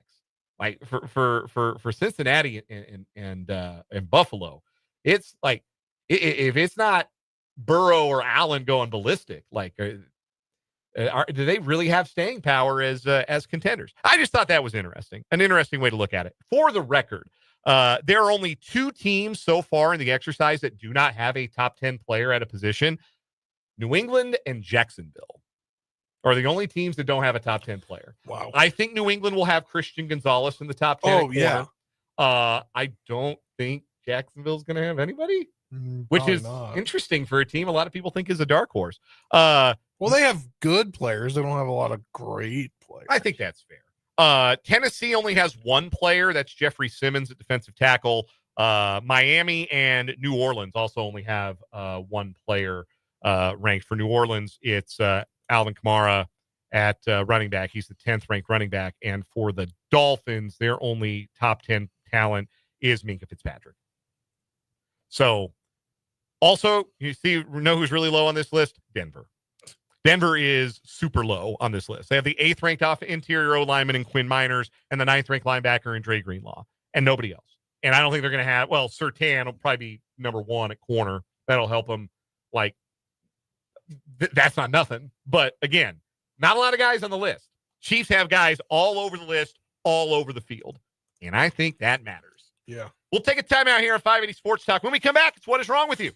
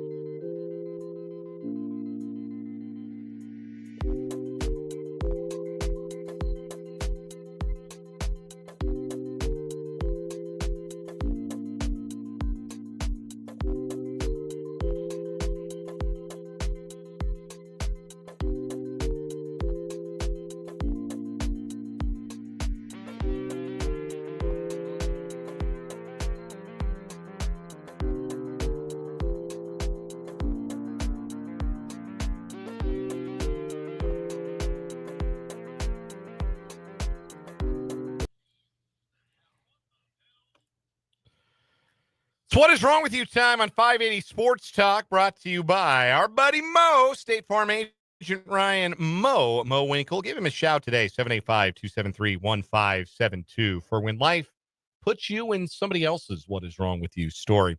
Our current champ, the big law biter, a summer associate at a major law firm in New York, who was biting people throughout her associateship, which ended because, again, she was biting people. Yeah, I could see why that would happen. Yes. I can see why that's problematic. In a victims list into the double digits, and not little love bites either. Just like walking up and like biting people. Just biting them for fun. You've got a story, Spencer. Why don't you lead us off? Yeah, it's kind of a bizarre one. So we're going to go This is what is wrong with you after all. Yeah, we're going to go to Okeechobee, Florida. Sure. A so-called nail bandit is facing criminal charges after Florida deputies say he repeatedly used sharp objects to damage fire rescue vehicles for more than a year and a half. Wild. Yeah. According to the Okeechobee County Sheriff's Office, investigators noticed a pattern of someone intentionally throwing sharp objects, including nails and modified wire wheels, behind fire rescue vehicles and emergency access points. Detectives, I couldn't speak there. That's all right. Detectives conducted weeks of surveillance and, according to the sheriff's office, caught John Starnes, 72, in the act during the early morning hours of Thursday, July 10th. Deputies pulled him over, at which point they say he confessed to sabotaging emergency vehicles numerous times over a period of nearly 2 years. At a news conference Thursday, Sheriff Noel Stephen said Starnes has had beef with Okeechobee County Sheriff or Okeechobee Fire Rescue and county commissioners, and he, quote, thought it best that he'd go ahead and handle the situation himself. Quote, we're not going to allow this kind of stuff, especially our first responders. Our men, women of the sheriff's office are out there doing their jobs to save lives. So, yeah, he's going to face multiple felony charges for this. So he just had beef. We don't know the genesis of the beef. We just know he had beef. So he's just throwing nails and screws and other sharp objects, trying to flatten their tires, basically. Yeah. Imagine, like, going to known places where they go. So, like, the entrances and exits, I'm assuming. Yeah, like you from the station. You pull up, you're trying to, like, pick up somebody who's being wheeled to the front at the, like, at a hospital. Yeah. And you drive over one of this maniac's screws and you got to go fix your tire. Weird what guy. An idiot. Dude, 72 years old. Like, get some different hobbies. Yeah. Like, what made you want to do that? Chill out and go fishing. I don't know. My story is also a Florida story. Meet 40-year-old Jeffrey LaForge, who's behind bars on felony charges for a pair of Walmart sex toy heists. Didn't know they sold those at Walmart. On 2 separate occasions, LaForge swiped a variety of adult toys from Walmart in South Pasadena in Pinellas County. Store security cameras recorded LaForge removing the items from their packaging and then departing Walmart without paying for the devices. It was $280 worth of stolen goods. They're all listed in a police report. Imagine having to sit and read or sit and listen to a list of stolen goods that include things like 1, vibrating pocket wand for her, 1, Hello Cake tush toy, 1 +1 mega massager, and oh yeah, 1 Reese's peanut butter ice cream. I don't all know. Right, then. I don't know what he intended to do with the ice cream, and quite frankly, I don't want to know. Owing to LaForge's history of multiple theft convictions, the counts would normally be misdemeanors, but they have been enhanced to felonies. So who wins today? I think it's going to be your guy. I think your guy's a little bit more off the hinges. Yeah. Like, today. Why are you trying to damage? Throwing nails and screws in the path of, like, fire vehicles, first responders? Yeah, like, come on. But I don't think that beats somebody who had a cushy summer associateship at a big law firm and decided, I'm just going to bite. I'm going to bite everybody. A big law biter moves on, lives another day on What Is Wrong With You. Sponsored by Mo, State Farm Agent Ryan Mo Winkle. Again, his number to call, 785-273-1572. When we come back, Jayhawk Weekly with special guest Jack Ritter from Fog.net, pinch hitting for Michael Swain, next on 580 Sports Talk.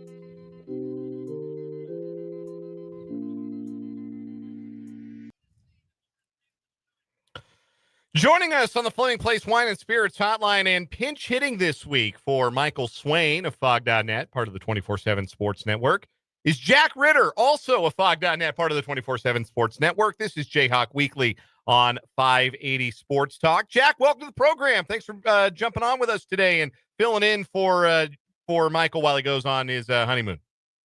Yes, sir. You know what they say in the off season, people really make their money, and I'm just super excited to be here and fill in for the big man.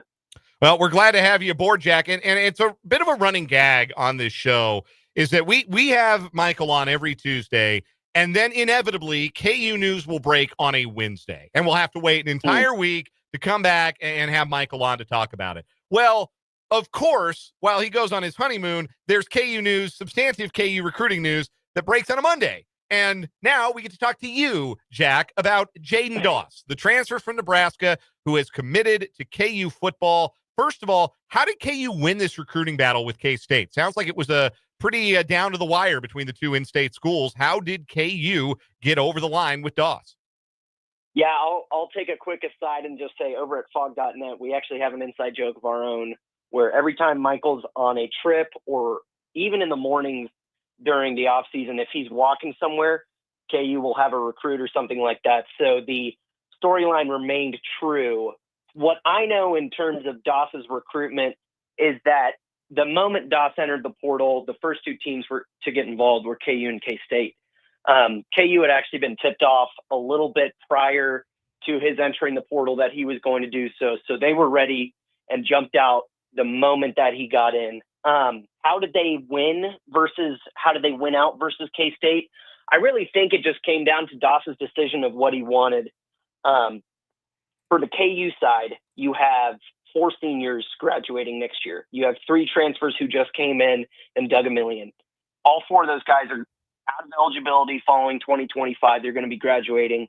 And as Doss looks at that, you say, okay, I'm going against Cam Pickett, who's another guy transferring in. I'm going against Keaton Kubeka, who's been in this program for a while, and that's really it. So he looks at that recruiting tree that they've got and that depth chart where they're at right now, and he goes, I can have an opportunity next year.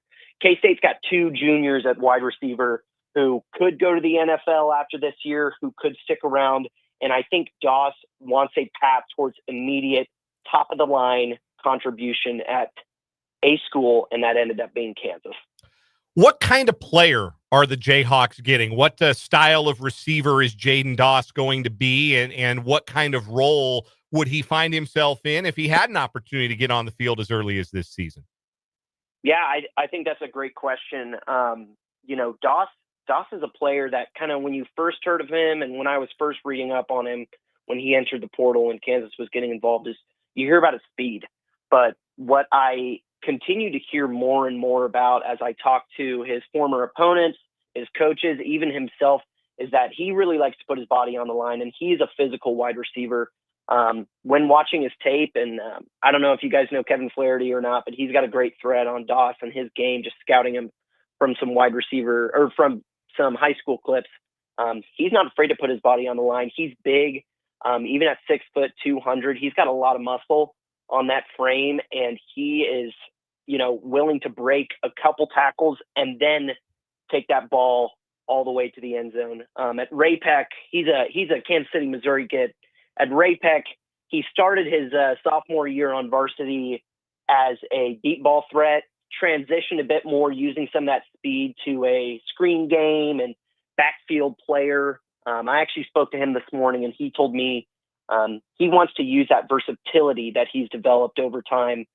He wants to stretch the field. He wants to work underneath, take handoffs, just really do anything the offense needs. We're talking to Jack Ritter from Fog.net, part of the 24/7 Sports Network. He is joining us for Jayhawk Weekly here on 580 Sports Talk. Jack, obviously Big 12 Media Days was last week. They've been in the book for about a week now. We had a chance to catch up with Michael Swain while we were down in Frisco, but I want to hear your thought as to what was the biggest thing you took away from what Lance Leipold and the KU players had to say publicly at Big 12 Media Days. What was the thing that maybe stood out to you the most, maybe a recurring theme of what those guys had to say down in Frisco?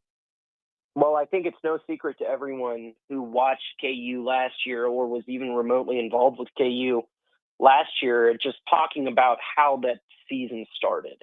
And I think the common theme that we kept asking the players about, obviously I wasn't there, but the common theme that players kept getting asked about, that coach kept getting asked about, was how do you avoid that pitfall of last year? What are the lessons that they took from last year?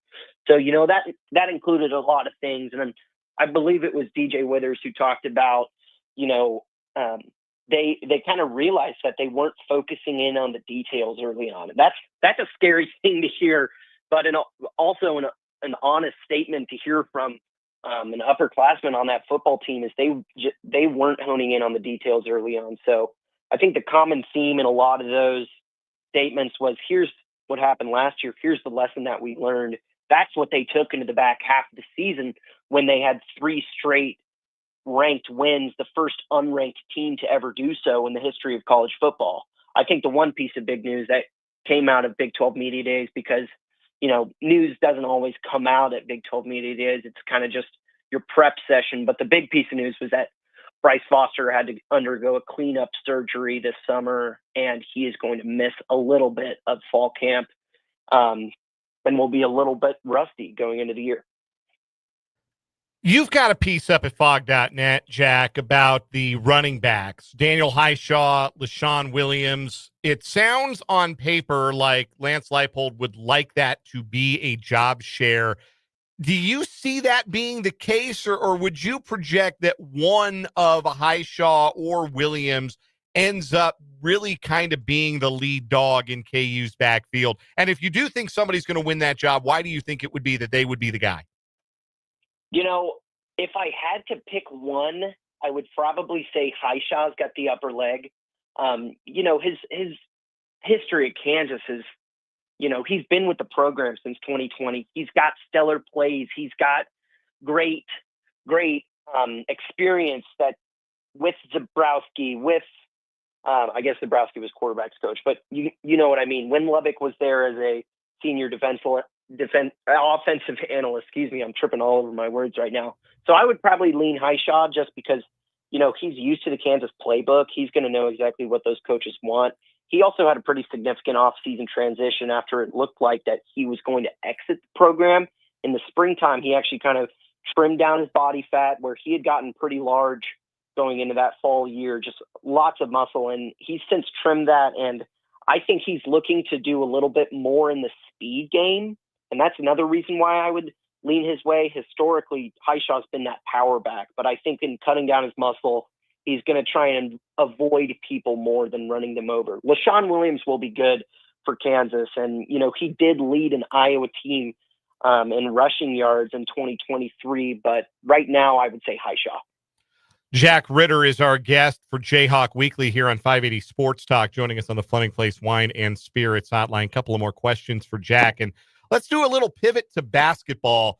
I am hearing glowing reviews of Cole Rosario's game, the commitment to KU that reclassified for this 2025 class. CJ Moore had some really nice things to say about seeing him play on the summer circuit. Our pal CJ Moore from The Athletic posting about him on X earlier today. Talking to some people around the program say he already looks the part, and a lot of optimism around Cole Rosario. What's your level of optimism with him? Is there a chance he works his way into the starting 5 for Kansas this year? Is that possible for a player with the kind of helium that it seems like Rosario has? I don't think he'll get into the starting 5, and that's not me being pessimistic or being limited on his value. I think the fact that he is an athlete and that he's got long arms and he's got muscle going in his freshman year are the things that are faring very well for him. I mean, if you're bringing in a guy like that, and you can just see it on Rosario's tape, he's physical. He's not afraid to catch a body going up for a dunk. I mean, those are the things that translate well to college because he's got the physical tools to compete with grown men. Is Rosario refined on the defensive side of the basketball, which is probably the biggest thing Bill Self will value out of his 3-man, which I assume Rosario would play 3 or 2. But right now I would say no, because you've got you've got some pretty good guards ahead of him. Obviously, Darren Peterson, your NBA prospect, is going to start, so he's not going to take that spot. You've got Jaden Dawson and Melvin Council ahead, probably playing the 2 and the 3, and Elmarco Jackson, which a lot of people aren't talking about this offseason. So you've got 3 guards who have a lot more collegiate experience with him. Melvin Council, a defensive guy. Jaden Dawson, the best shooter on the team. Rosario's not going to pass him up in that, even if he's a sharpshooter. Who knows? Maybe I'll get posted on Freezing Takes Only with that one in the future, but whatever. Melvin Council Jr., a great defensive player. So I don't think he's going to pass up those. Bill will take those guys who are experienced, who have played basketball. Rosario is going to be great. I love his tools. I love his game, but not quite this year. He'll be a rotational player for sure. The Rock Chalk Roundball Classic was last Thursday. Lots of KU alumni and highlights were at that game. Me personally, as a Nuggets fan, I was happy to see Christian Braun not playing in the game and keeping his feet chilling on the sideline and keeping his legs fresh for a title run for the Nuggets, hopefully this coming year. But KJ Adams was present. We know that he's going to spend the next year as part of Bill Self's coaching staff. What did you get to know about what his role is and where he sees his future, if coaching is the long-term play or if he wants to try and get back to basketball as soon as his Achilles heals? Yeah, KJ spoke to us at the Roundball Classic, and he told us that he is going to be a video coordinator under Self for the next year. And so, you know, in that role, he'll obviously do the video coordinating job, everything that job entails, where he's cutting clips and looking at film and things like that. But, you know, KJ will bring a value to this roster, telling people about what Kansas is as a school. He transformed so much as a man at this time. You know, he went through a lot as an undergraduate at the University of Kansas, losing his mother and things like that. So he will be able to talk to a lot of these new crop of guys, many of whom, I mean, pretty much everybody on this roster is new except for Flory Badunga and a handful of and a couple other guys with Jamari McDowell and Elmarco Jackson. So he'll preach about the culture and things like that. He'll be amped in practice. He'll get them going. So I think that's pretty cool. For his long term, he told us after his year with KU, he plans to get back to playing basketball, and he will look to go professional in some manner. But who knows? Maybe things will change. Maybe he'll find a love for the coaching game, and things could change in a year. Jack Ritter pinch hitting for Michael Swain this week on Jayhawk Weekly from Fog.net, part of the 24/7 Sports Network. And Jack, that's a pinch hit home run, as far as I'm concerned. Thanks so much for joining us today. Appreciate you taking the time, and be happy to have you on sometime down the road. Yes, sir. Thank you for having me on. That is Jack Ritter. We'll step aside for a timeout here on 580 Sports Talk. We'll come back and wrap up the 4 o'clock hour next.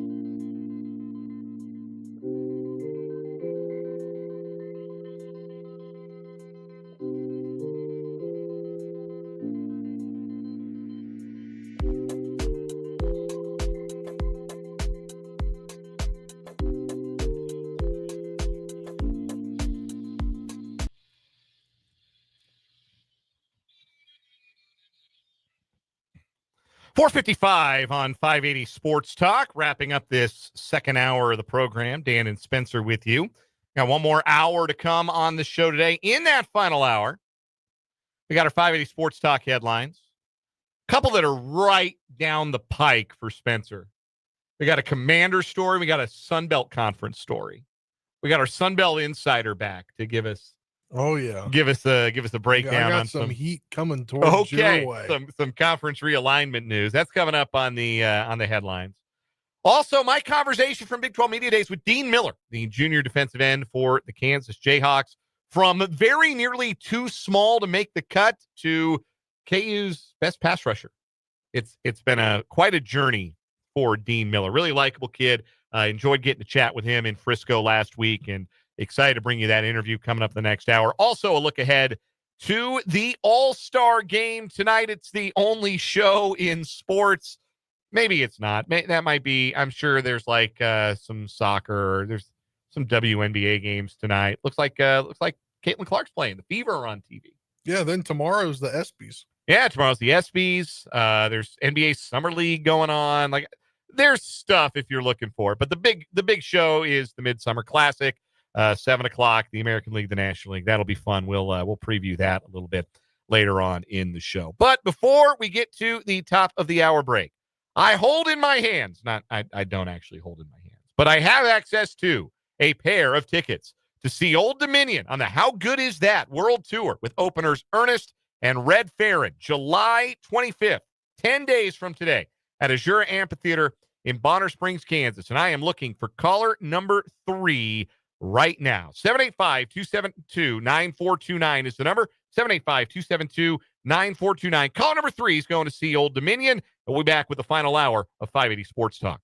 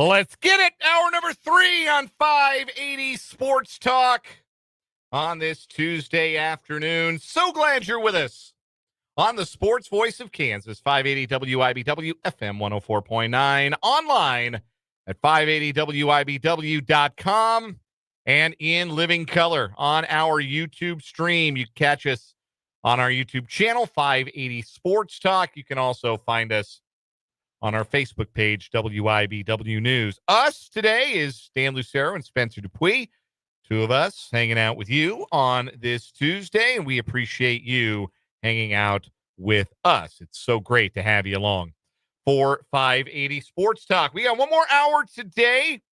It is All-Star Tuesday night in Major League Baseball. We'll have some thoughts on that. It has been a big day in the NFL for NFL news. Some big contracts handed out, not just to Chiefs right guard Trey Smith.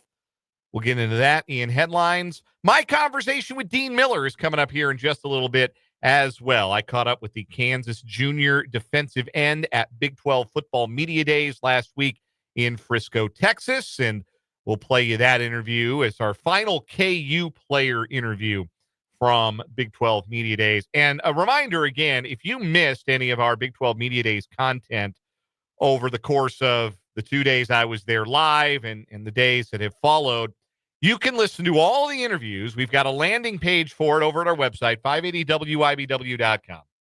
You go to the website, there's a link. It's on the side of the page right now. It says 2025 Big 12 Football Media Days Recap. You can click on that link.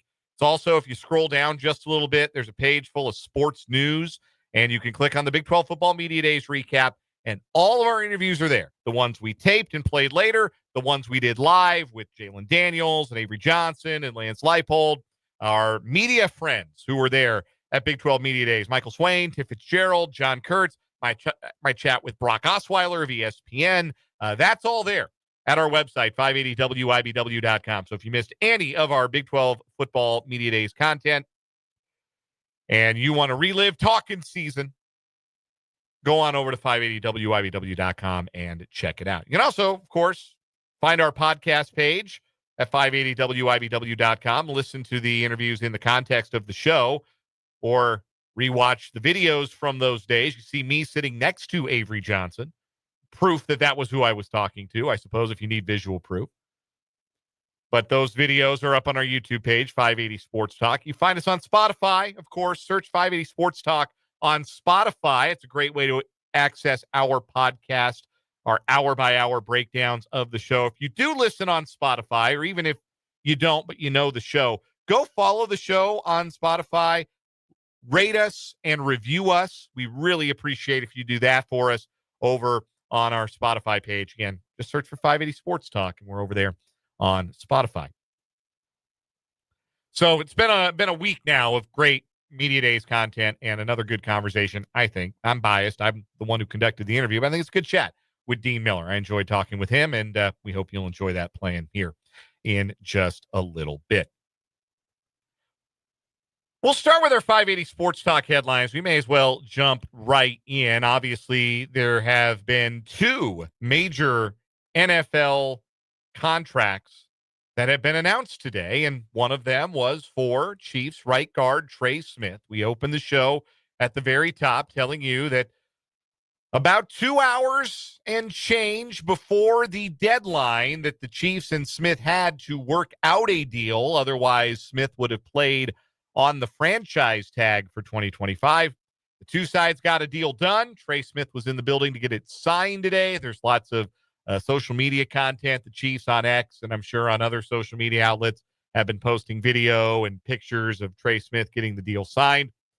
It is a contract that makes Trey Smith the highest paid guard in NFL history. 4 years and $94 million, $23.5 million per year.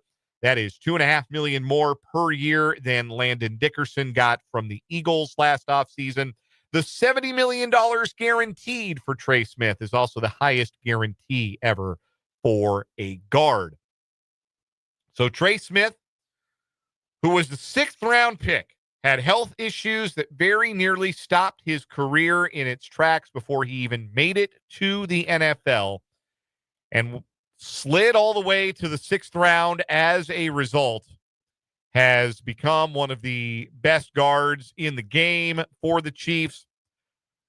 He has been an instant starter at right guard and has started all but one regular season game in his career, 67 of 68 regular season games, and every playoff game the Chiefs have played during that stretch, Smith has started. He reached his first Pro Bowl in 2024, and a lot of NFL people believe even better performance is yet to come for Trey Smith, including perhaps some all-pro appearances down the road. He is 26 years old, turned 26 about a month ago, and he is entrenched for the next 4 seasons, and the franchise tag is removed. It also will give the Chiefs some flexibility with the tag next offseason, because if they had tagged Smith and he played on it this year, the assumption would have been they probably would have started the next offseason tagging Smith and then doing this whole song and dance again. So it frees up the tag should the Chiefs want to use it on somebody else.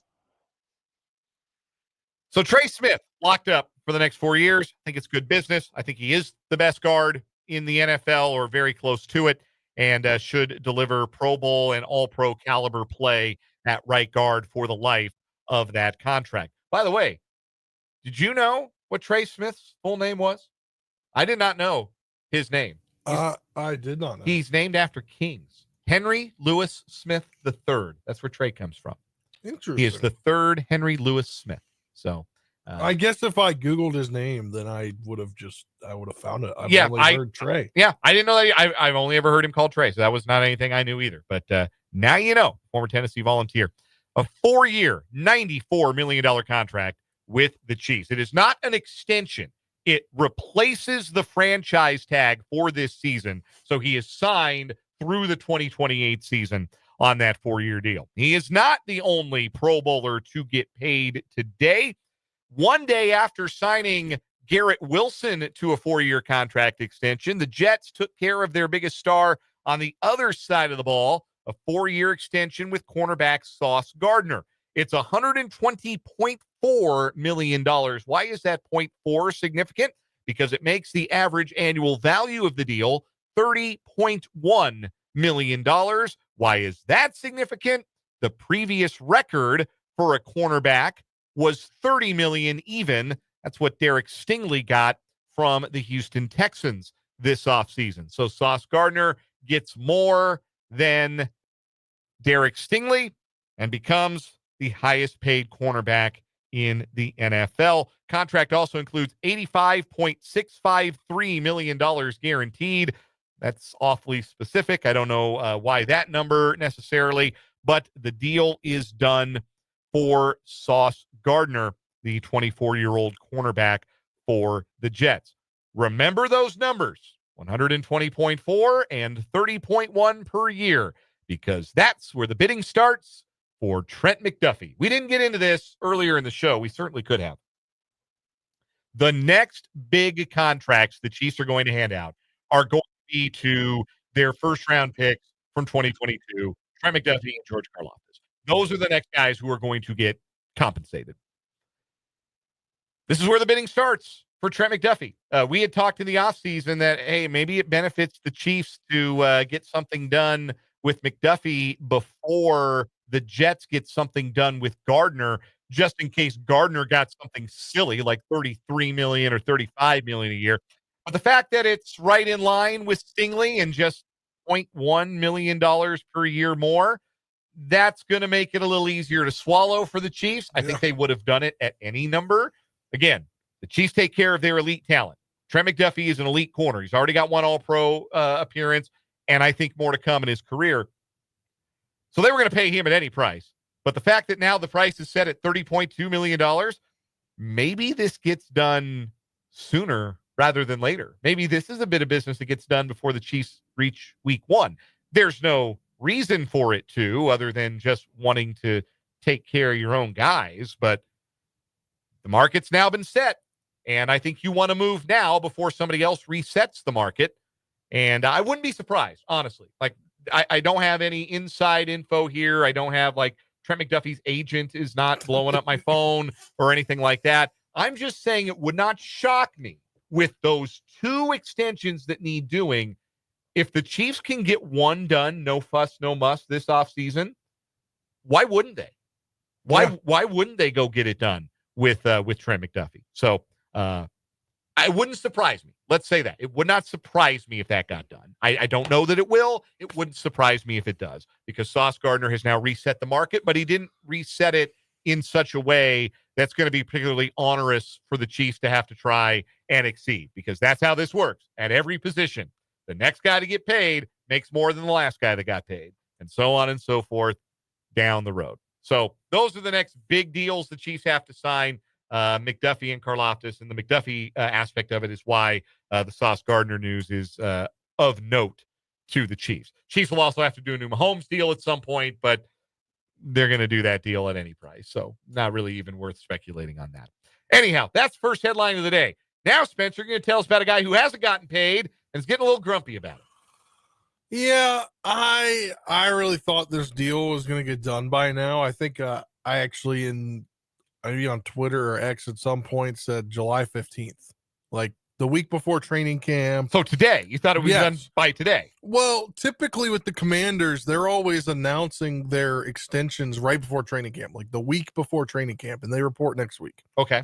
So I was like, you know what? And that was about the timeline his last extension got done a few years ago. So I was like, you know what? July 15th, if it's after, I'm getting worried. Like today was the date where I wasn't worried. Now I'm really worried. Okay. And I just don't understand. So he was shooting a commercial in the DC area today, and he was meeting with the reporters outside of the team because he hasn't been with the team since the first OTAs. Right. Didn't go to showed up and didn't. He showed up to OTAs, like, did his like whatever checklist you have to do each year when you come in. Then he didn't come back, and everybody knew that. And I'm a little worried because they haven't talked in a month. Yeah. And I just pay the man. He's been there through thick and thin. Throw out your analytics. He explained it pretty well today. So he is an older guy, but he didn't he didn't play much at OSU, at Ohio State, until his junior season. So he doesn't have 4 years of college tread on the tires. Right. So he obviously went to college for 4 years. Not a lot of players do that now. So he's older. I think he's 29, if I'm not mistaken, right now. I think he's probably going to be at that 30, 32, that Garrett Wilson contract, I think.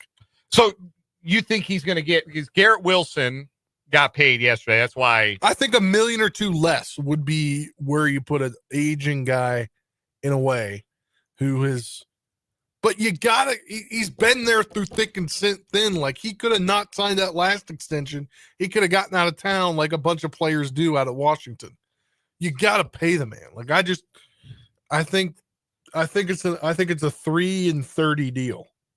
10 a year? Or no. 3 years at $30 million per. Yes. That's what I meant. All right. Now that makes a little more sense. So Garrett Wilson got 4 for $130, $32.5 million. That's 5th highest among NFL wide receivers. $90 million guaranteed. Like, it's $2 million. But he's 24. Yeah. McLaurin's what? 28, 29? 29. Yeah. I think 3 years probably makes sense for a player of that 3 age. years, $30 million a year. You give him $72 million guaranteed. But I also wouldn't let a 4th year be the deal breaker, especially when I have the quarterback on the rookie deal. Yeah. I thought we wouldn't be here talking about this. And you thought it would get done? Yeah. And I think somebody's going to come to we can't, like, it sucked because everybody. So the Commanders last week unveiled their retro throwback uniforms to the 80s and 90s. They're slick, by the way. They look good. And everyone was like, "Where's Terry?" Well, they take those during OTAs. So guess what? You want your best player, the one of the longest tenured players on the team, to not be there? Yeah, because you didn't give him a contract. So that's what's not going to happen. So personally, I think I think, as bad as I don't want to say that a meddling owner, I think Josh Harris is going to step in and be like, pay him. I wouldn't surprise me. Because Josh Harris, although he maybe didn't pay attention to the team very much before he owned them, he kind of probably, with a million other things he's doing, he knows the fandom. And I think that you've got to do it. Like, dude has earned it. Yeah. Like, if you're talking about a guy who's stuck with the team, he could have left. Like, you're just starting to turn the page on 2 decades of bad vibes. You got the warm and fuzzies. And again, this is the time to take care of everyone else while you don't have to break the bank for your quarterback. Exactly. So, yeah, I'm with you. I think something probably ends up getting done. McLaurin's just putting a little undue pressure. Maybe it's not undue. I mean, he was terrific last year. Been a very good player. Put a little pressure on the front office to make sure something gets done. I got to believe something gets done eventually. But, yeah, this is the time of year you start to get a little nervous about it because training camp's a week. Well, he hasn't decided if he's coming or not. Right. You want your best guys. You want to keep the good vibes going. Yeah, I mean, I think ultimately, even if by the start of training camp it's not done, I think he's one of those hold-in guys. Let's move on and do another headline here on 580 Sports Talk. This from SEC Media Days. SEC Media Days are 4 days. Do you know that? SEC spread theirs out for 4 days. 4 teams per day. What? Yeah. I did know it was in Atlanta. Yes, it's in Atlanta. Where the All-Star game also. Yeah. So yeah, there's a whole lot of media descending upon the Peach State. Anyway, today was Georgia's day to hit the podium, and Kirby Smart, their head coach, talking about the playoff. That's the big, like, among the commissioners, the conference commissioners. That's the big topic. Is okay. We want the playoff to expand. We want to go from 12 to 16 teams, but what do we want that to look like? And it's been well documented here. We've talked about the SEC and the Big Ten want to see a model where those conferences are each guaranteed 4 bids, and then the ACC and the Big 12 would each be guaranteed 2 bids. So that's 12 of the 16 spoken for, and then 1 group of 5 bid, best group of 5 conference champion, highest ranked group of 5 champion would get a bid, and then you'd have 3 at-larges from whatever conference. The model favored by Brett Veach, Big 12 commissioner, is a 5+11 model. What that means is it's essentially the same models you have now. You have automatic bids for the top 5 conference champions and then 11 at-large bids. That's the model favored by everybody who isn't Greg Sankey or whoever the Big 12 commissioner is these days. I forget or Big 10 commissioner is. I forget his name. Anyhow, Kirby Smart came out today in support of the 5+11 model and says that is, in fact, the model that most SEC coaches favor. This, according to Heather Dinich of ESPN, quoting Smart as saying, quote, "I think the best representative model of the best teams is probably the 5+11 model, but I don't think that's consensus in the SEC. There's been a major strain put on the colleges that are borderline bubble. These coaches just want an opportunity to get in that because the bigger the playoffs have gotten, it's minimized the bowls. You're sitting in a mid-tier SEC program. You need to have a reason for your fan base to be excited. You need an opportunity for your fan base to think they've got a chance, and that's hard in some of the models." It's very funny. He refers to the mid-tier SEC programs. He's saying, no, it's not a mid-tier program. Mine. I got 2 title rings. Come see me. Anyway, I like the fact that we're hearing some positive thoughts about the 5+11 model out of the SEC because I think that is the best model. And the reason that the Big 12 commissioner, Brett Veach, favors it is because why put a lid on how many teams you can get into the tournament? Why say, well, we're only going to get 2. We're going to cap it at 2 every year in all probability. Why not say, well, in a 5+11 model with 11 at-larges, we get as many of those at-larges as we can get our hands on. And I think that's the model that makes the most sense for the Big 12. Certainly, the SEC and the Big 10, they want that assurance that no matter what, they're going to get 4 teams in every year. They're going to get that slice of the playoff pie. So I understand why the big wigs want it that way. But it's nice to hear at least that the coaches are thinking maybe a little bit differently. Also, the traction for the 5+11 model coming from the Big Ten is because the SEC and the ACC don't play 9-game league schedules.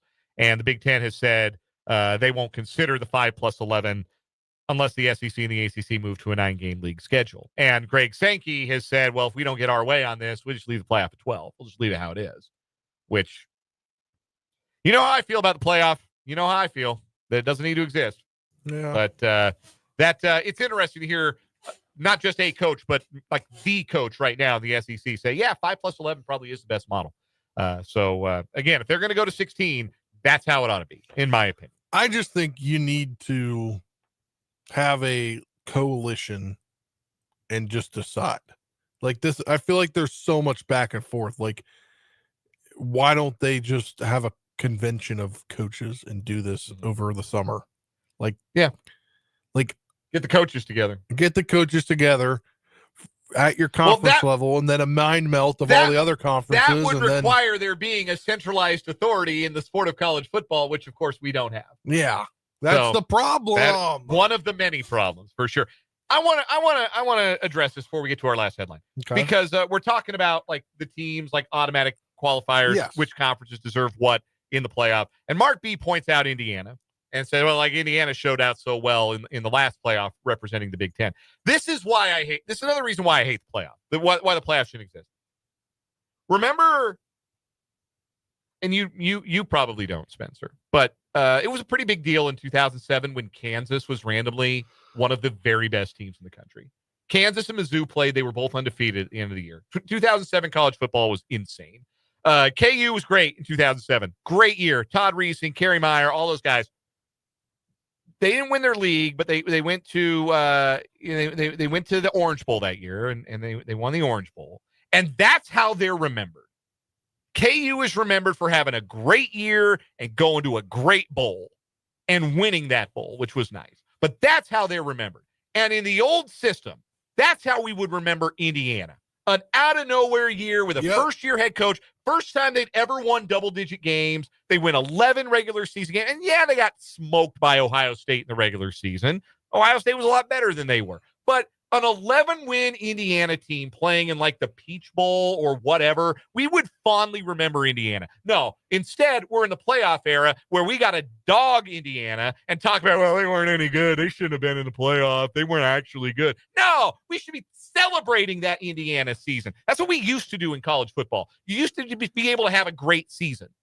And now it's, well, do you really belong in the playoff? Well, when we look at quality of losses and body clocks and this, that, and the third, we get away from celebrating great seasons in college football. Because that Kansas team back in 2007, if they'd have made a 12-team playoff and gotten beaten by, like, let's say they lose to Michigan or Ohio State, probably not Michigan. Michigan would not have made the playoff. That was the year Michigan was bad. They were 8-4. They lost to Appalachian State that year. So not them. But you get the idea, right? They would lose to Ohio State or Florida or somebody, and we talk about, well, maybe Kansas shouldn't have been in the playoff. Maybe the Big 12 wasn't that good that year. No, we just remember KU for being cool and fun and awesome that year. And that's how we should remember 2025 for Indiana, and not, well, they were a bad representative for their conference in the playoff. I hate that. I hate that that's where the dialogue is in college sports and in college football now.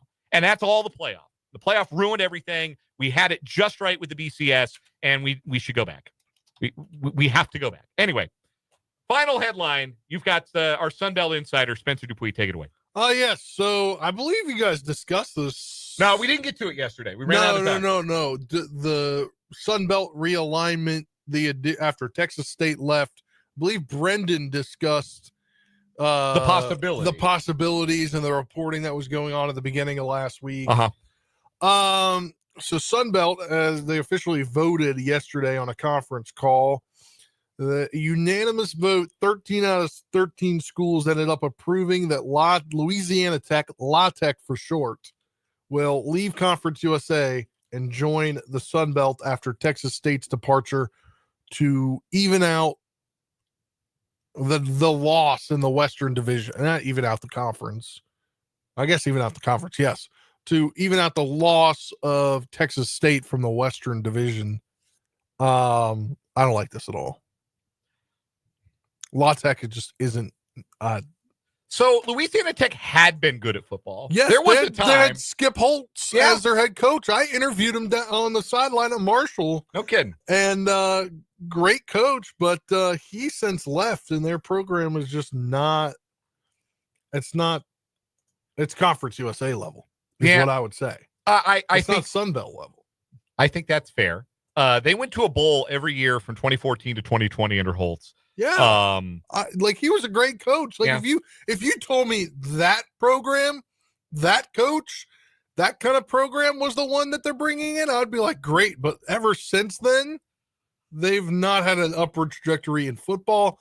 Basketball, they were pretty good in Conference USA when Marshall was in Conference USA. Yeah, they've got a couple of 20-win seasons. Yeah. I will say this in defense, and I respect your opinion as somebody who would like to see the Sun Belt be adding teams that are good and the rising tide lifting all boats and things like that.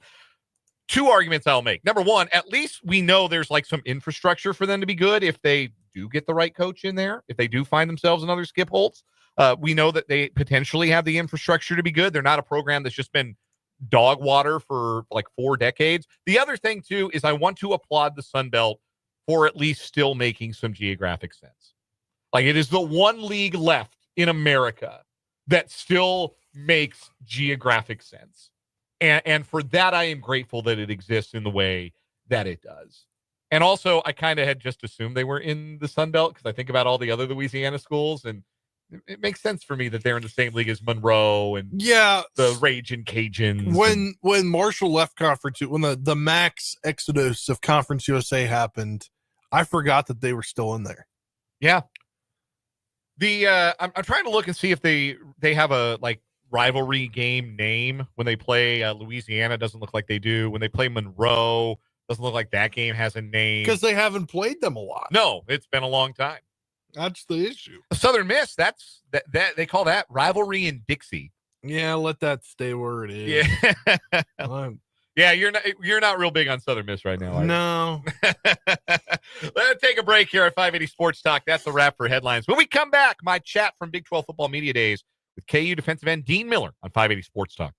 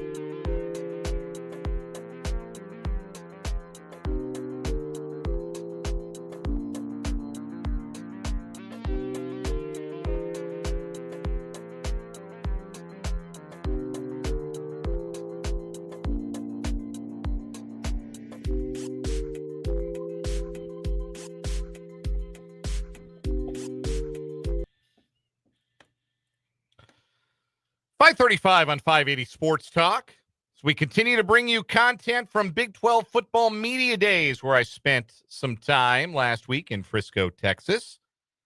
I ran down Kansas junior defensive end Dean Miller for a chat, and I'm going to play that conversation for you here. Dean Miller, one of my favorite stories, one of my favorite players on the KU roster, had to get himself a new suit last year. He outgrew his old suit and grew into not only a new size of suit, but grew into one of the best pass rushers in the Big 12, made second team All-League, and projects to have another outstanding season for the Jayhawks. Here's my conversation with Dean Miller. Our guest from Big 12 Media Days at the Star in Frisco, Texas, is the junior defensive end for the Kansas Jayhawks, Dean Miller. And Dean, we know all about your story about how you bulked up last year and it helped you get on the field. You're looking even a little bigger this year. What was kind of the offseason plan for your body and what kind of shape you wanted to enter this season in? Right, 100%. I mean, obviously the main goal for me is just bulking up and really just wanted to carry that momentum coming from last season to just continue to, make strides towards that goal of just continue to gain weight. They're always going to ask, what do you do for an encore? You broke out last year. You had 6 sacks. You had some all Big 12 honors. And obviously the question is going to be, okay, how do you build on that? Right. So when you look back at your performance last year, what are the things you felt like you needed to do from a football perspective that could help get you to another level as a player, as a junior? When it comes to my game, I just want to show scouts that, I could really set that edge and just show them that, even though I might be a little underweight, I can still play plenty physical and I can get the job done. It's a new group, not entirely new, but you've got some new faces there on the defensive line this year at the edge spot in particular. Now you're a vet, you're a junior, you're a little bit more of a leader in that room. What are the things that you're trying to do to show leadership this season? Is it a lot of vocal leadership? Is it leading by example? What is your comfortable leadership style with that? Sure. I mean, of course, I always try and just lead by example. I want the younger guys or even the new guys to, they could watch me do a rep and kind of say like, yeah, that's how it's supposed to be done. And on top of that, if I see something, like I could point out something in one of my teammates' game where I feel like I could give them a little coaching point here and there, I definitely seek to do that and just overall improve as a team and individually, just so we could all be on the same page and, move together as a unit. Who are the guys in that room that are really impressing you, jumping out? I'm sure everybody impresses you to a degree, but who are the guys this year that you say, all right, maybe we're not talking about them on July 9th, but by the time September, October rolls around, everybody's going to know who these dudes are. 100%. I'm going to start with Justice Finkley, transfer from University of Texas. He brings a certain type of attitude, a certain feel. Like, when you're playing on the other side of him, you could feel that he wants to make plays, wants to get the job done just as much as you. I think he's going to turn a lot of heads this year. We're talking to Dean Miller, junior defensive end for the Kansas Jayhawks, joining us from Big 12 Media Days here in Frisco, Texas. You had some turnover on the back end of the defense, graduated a lot of seniors at every position, 30-odd seniors last year. But there's some really talented linebackers coming in this season and some guys in the defensive backfield I know that are really excited about the opportunity. Talk to me a little bit about the face of this defense and who are the guys who are really emerging as those leaders. I mean, you had vets last year. You had guys who've been around a long time, Marvin Grant, Kobe Bryant, obviously Mello Dotson, a guy like Cornell Wheeler in the middle who really established himself. But who are the guys, in addition to yourself, that are really going to be, you think, those leaders physically, verbally, emotionally on this year's defense? Definitely. I feel like Bengali Kamara, transfer, he's going to be playing middle backer for us, and I feel like he's done a great job at, just leading the defense, getting everybody lined up where they're supposed to. I drop it back more towards the into the secondary, and I look at the Dye brothers. I look at DJ Graham along with some other pieces, and I feel like just the way they fly around the ball and try and work in unison with each other, I feel like it's going to be a dominant defense for sure. Obviously, there's a new voice at the head of the defense. DK McDonald's your new defensive coordinator. What's it been like working with him as he takes on the big chair, so to speak, in the defensive meeting room? Right. I mean, he definitely brings a whole lot of intensity. Coming from, a coach who's been in the league, he definitely brings a lot of experience and insight. He has a lot of key pointers that he'll point out, and I haven't always thought about those before. And just the knowledge that he brings to our defense and the intensity that he coaches with, I feel like we're going to come out, just with a different feel. And the teams that we're going against, they're gonna understand it once we're in front of them. Is there a lot different verbiage-wise, alignment-wise for you, or is there still a lot of carryover from what it's been last year? Has DK tried to keep things as simple and as much carryover from the year before as possible? Yeah, I mean, he definitely brought in some of his own key points, but at the end of the day, he wants to keep it, somewhat simple so we could just allow us to play as fast as possible as players. That's what he always preaches, just play fast, play physical, and play for each other. So I feel like he's done a great job at stressing that to us and, us players implementing that into our game. We are talking to Dean Miller. He's a junior defensive end for the Kansas Jayhawks, our guest from the Star in Frisco, Texas at Big 12 Football Media Days. Jalen Daniels is back under center on the offensive side of the ball. What are you seeing from him on a day-to-day basis as the leader of this team, as the starting quarterback? Because I'm watching him move around this space and just owning it and having fun and being confident. What do you see from him? What kind of leader is he for this team going into this final year of his college career? 100%. I mean, what you've seen from him today, that's who he is as a person. I mean, he's confident, he's out there, and he's himself every single day. And I feel like that's why the team respects him, and they could look to him as a leader, as someone who, doesn't put on a show. What you see from him now is what you're going to see from him in the locker room, on the field, in the weight room. He's just a stand-up guy, and he's a true leader, and people listen to him when he talks. So definitely a big key. You go up against that offense every day in practice, of course, and something that's been a theme as we've talked to people around the program is there's a lot of excitement around the skill guys, particularly this new crop of wide receivers. You graduated some great ones. You brought in some new ones from the transfer portal that look like they've got some serious explosion and burst. What do you observe from this collection of skill guys on offense? Sure, definitely. I mean, I'll start with Emmanuel Henderson. That dude might be the fastest person I've ever ran next to, honestly, in my whole college career. That dude has some real wheels. I mean, you look at other people, even those who have been around a little longer, who maybe just haven't gotten fully in the spotlight yet. Someone like Doug Emillion, I feel like he could have a real breakout year this season and just show everyone what he's capable of. Dean Miller is our guest from Big 12 Football Media Days, talking to the Kansas junior defensive end. You're back at the booth this year. How excited are you? How excited are the guys to be able to play back on campus this season in the new improved booth? Extremely excited. I mean, me and the guys, we can't wait to get back in a true home stadium. It was definitely cool getting that feel, having an NFL atmosphere around you. But I know me and the guys are excited to get back in a true home stadium where we're going to have plenty of fans and everyone's going to be cheering loud. And, we just can't wait for it. You hit the gas early with a week 0 game at home against Fresno State. Then in week 3, you go to Mizzou. And that's not a rivalry you've been a part of yet as a Kansas football player. But, of course, that's one of the most storied rivalries in college athletics. Do you hear from fans, from alumni, from anybody telling you, hey, listen up, you better not lose that game to Mizzou? What do you hear about that rivalry and what that's going to be like? Right. I mean, there's no doubt about it. Everybody who lives in the Kansas, Missouri area, there's a certain tension between those two schools, and you could just feel it whether it's your buddy talking to you or someone older who has just grown up in the area. The intensity is real when they're talking about that rivalry, and honestly, that's a game that's marked on, I'm sure, every KU's fan schedules as a must win. So I'm just excited to go out there and try and get the job done for them. A couple more questions for Dean Miller, junior defensive end for the Kansas Jayhawks. We have talked this week about the quarterbacks in this league, and it being one of, I think it's the best Power 4 quarterback league. I think there are just so many good quarterbacks week in, week out. You're going to be seeing a good quarterback. Your perspective, you want to knock those guys' heads off, of course. Right. But from your perspective, going into week in, week out, preparing for the different kinds of quarterbacks in this league, you're going to see Baron Morton this year. You're going to see Avery Johnson this year. You're going to see Noah Fafita. You're going to see Rocco Beck. You're going to see Devin Dampier, Utah. What kind of characterizes the quarterbacks in this league, and what makes it such a unique challenge week in and week out to face some of the best in the country? Sure. I mean, I feel like every team has their kind of unique quirks and what they like to do on offense, what's successful for them. So honestly, it's just going to come down to game planning against them each and every week. Every team, is going to come at you with a little bit of different things, whether they like to get out of the pocket a little more as a quarterback or whether they're more of a pocket passer, air it down the field a little bit. So really just keying in on the little details as we're going through the week in film and during practice so that we could just lock in on the little details and know, when to deploy certain moves. All right, last one for you, Dean. If somebody came up to you tomorrow and said, hey, football's done, can't play football, but you keep your athletic scholarship at the University of Kansas, you got to join another athletic team. You got to join another team in the athletic department. What team are you helping the most? What sport can you go and join and feel like you can help? All right. From a pure helping perspective, I feel like I'd probably have to go to like volleyball because of my height.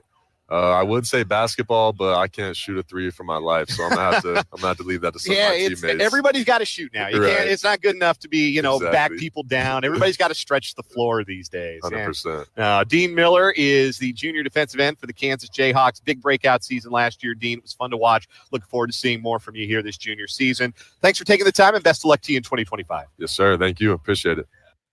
That was Dean Miller. Enjoyed the chat with him. Fun breakout year last year for Dean. He was a guy who everybody was talking about coming out of camp. Like, hey, look out. Dean Miller's making a making a real impact.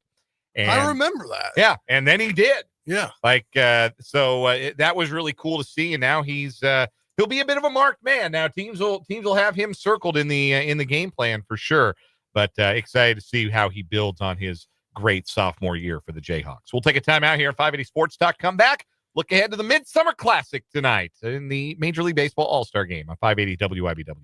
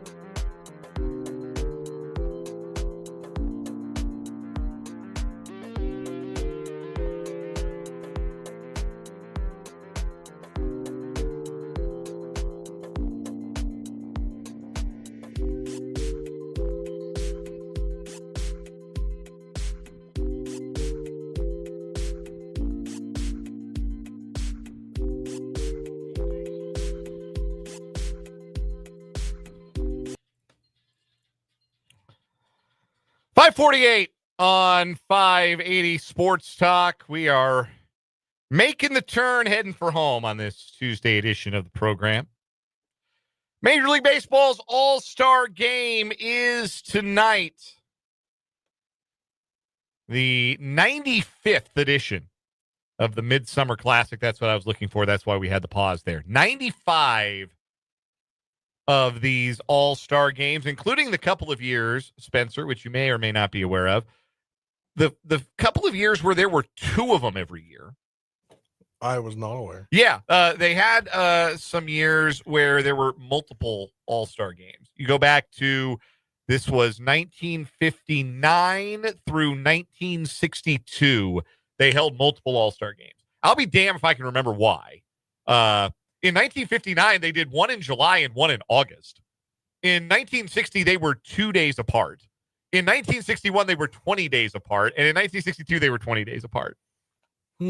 And I have absolutely no idea why it was that they, I'm sure I could look it up. But anyway, yeah, you got the 95th All-Star Game. Of course, the American League has been dominant in the recent years. They were the winners last year when the game was in Texas.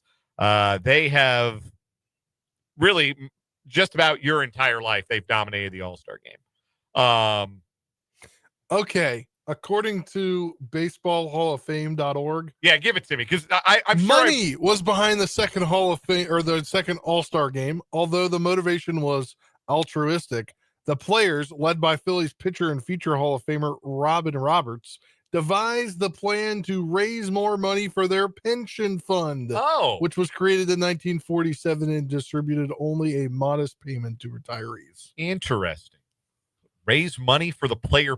Imagine baseball players today being like, hey, we would like to raise some money for our pensions. Would you like to contribute money to the Major League Baseball Players Pension Fund? Just come to a second All-Star Game. We're going to have another one. Yeah. Like, you can come and we're going to raise double the money in a year. That might have still been like the pass the hat era, where like if you hit a home run, like they'd send a hat around the box seats, and you'd throw a couple of bucks in. The guy hit a home run would get some money. That was more of a minor league thing than a major league thing. But let's just say the living conditions and the salaries have changed a little bit for our professional athletes since the 50s and the 60s. Anyway, I went through the lineups yesterday. The National League lineup is so much better than the American League lineup. Like, it's not even close. But the thing about it is, usually it's the reserves that play the most, and certainly the ones that take the most important at-bats in the game. The starters are out of there in like 3-4 innings, which is kind of lame. And sometimes even before that. Sometimes even depending before that. on how many players they get, because sometimes the players will move to a secondary position. So it's hard to say that it gives a big advantage to the National League, how much better their lineup on paper is. I don't know how wound up you get about representing for the National League, but I am a National League guy, and I hate that the National League can't win one of these games to save their lives. They won in 2023. The last time they won before that was 2012. Like, it's been American League dominated. I'm taking the NL this year, though. I'm riding with the National League. I'm riding with the senior circuit this year. I'll ride with them too. I think Skeens is going to give you 2 shutout innings, maybe no hit innings. Need that. Give me an MVP pick. Ooh. I'm going to give you a fun one. I see an impactful hit and a super impactful defensive play for Pete Crow Armstrong of the Cubs. I agree. Yeah. I'm going to give you a bit of an out of a left field pick, but he's the kind of guy, young, he's charismatic, he's been hitting a bunch of tanks, and he's the best defensive player maybe in baseball. Like, he's the kind of guy who could steal the spotlight a little bit, make a play like Torrey Hunter's play in Rob Barry Bonds of a home run in the 2002 All-Star game. He can make a play like that'll stand out. That's going to be my pick for All-Star Game MVP. We'll take one more timeout. We will come back. We will wrap up this edition of 580 Sports Talk with the final word.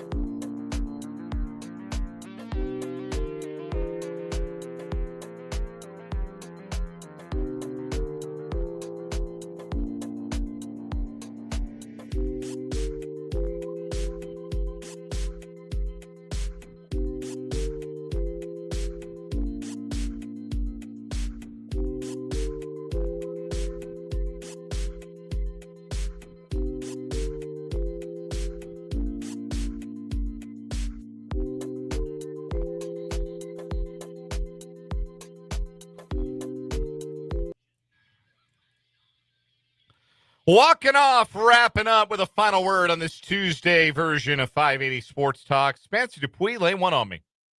Yeah, looking at the more details for Trey Smith's 4-year, $94 million deal. I like the way it's structured, honestly. $70 million injury in the virtual guarantee there, but only $46.75 is fully guaranteed. This according to Albert Breer of SI. It's $27 million this year, 20 next year, 23.5 the final 2 years. I think this is a great setup for them. Obviously, they're big investing into the two centerpieces of their offensive line, as you would say, your center and your left guard. You're going to just got to hope that you figured it out at left tackle and left guard. And I think it's going to be huge if they did. And I think also this spells for sure the final year for Jawan Taylor on this roster.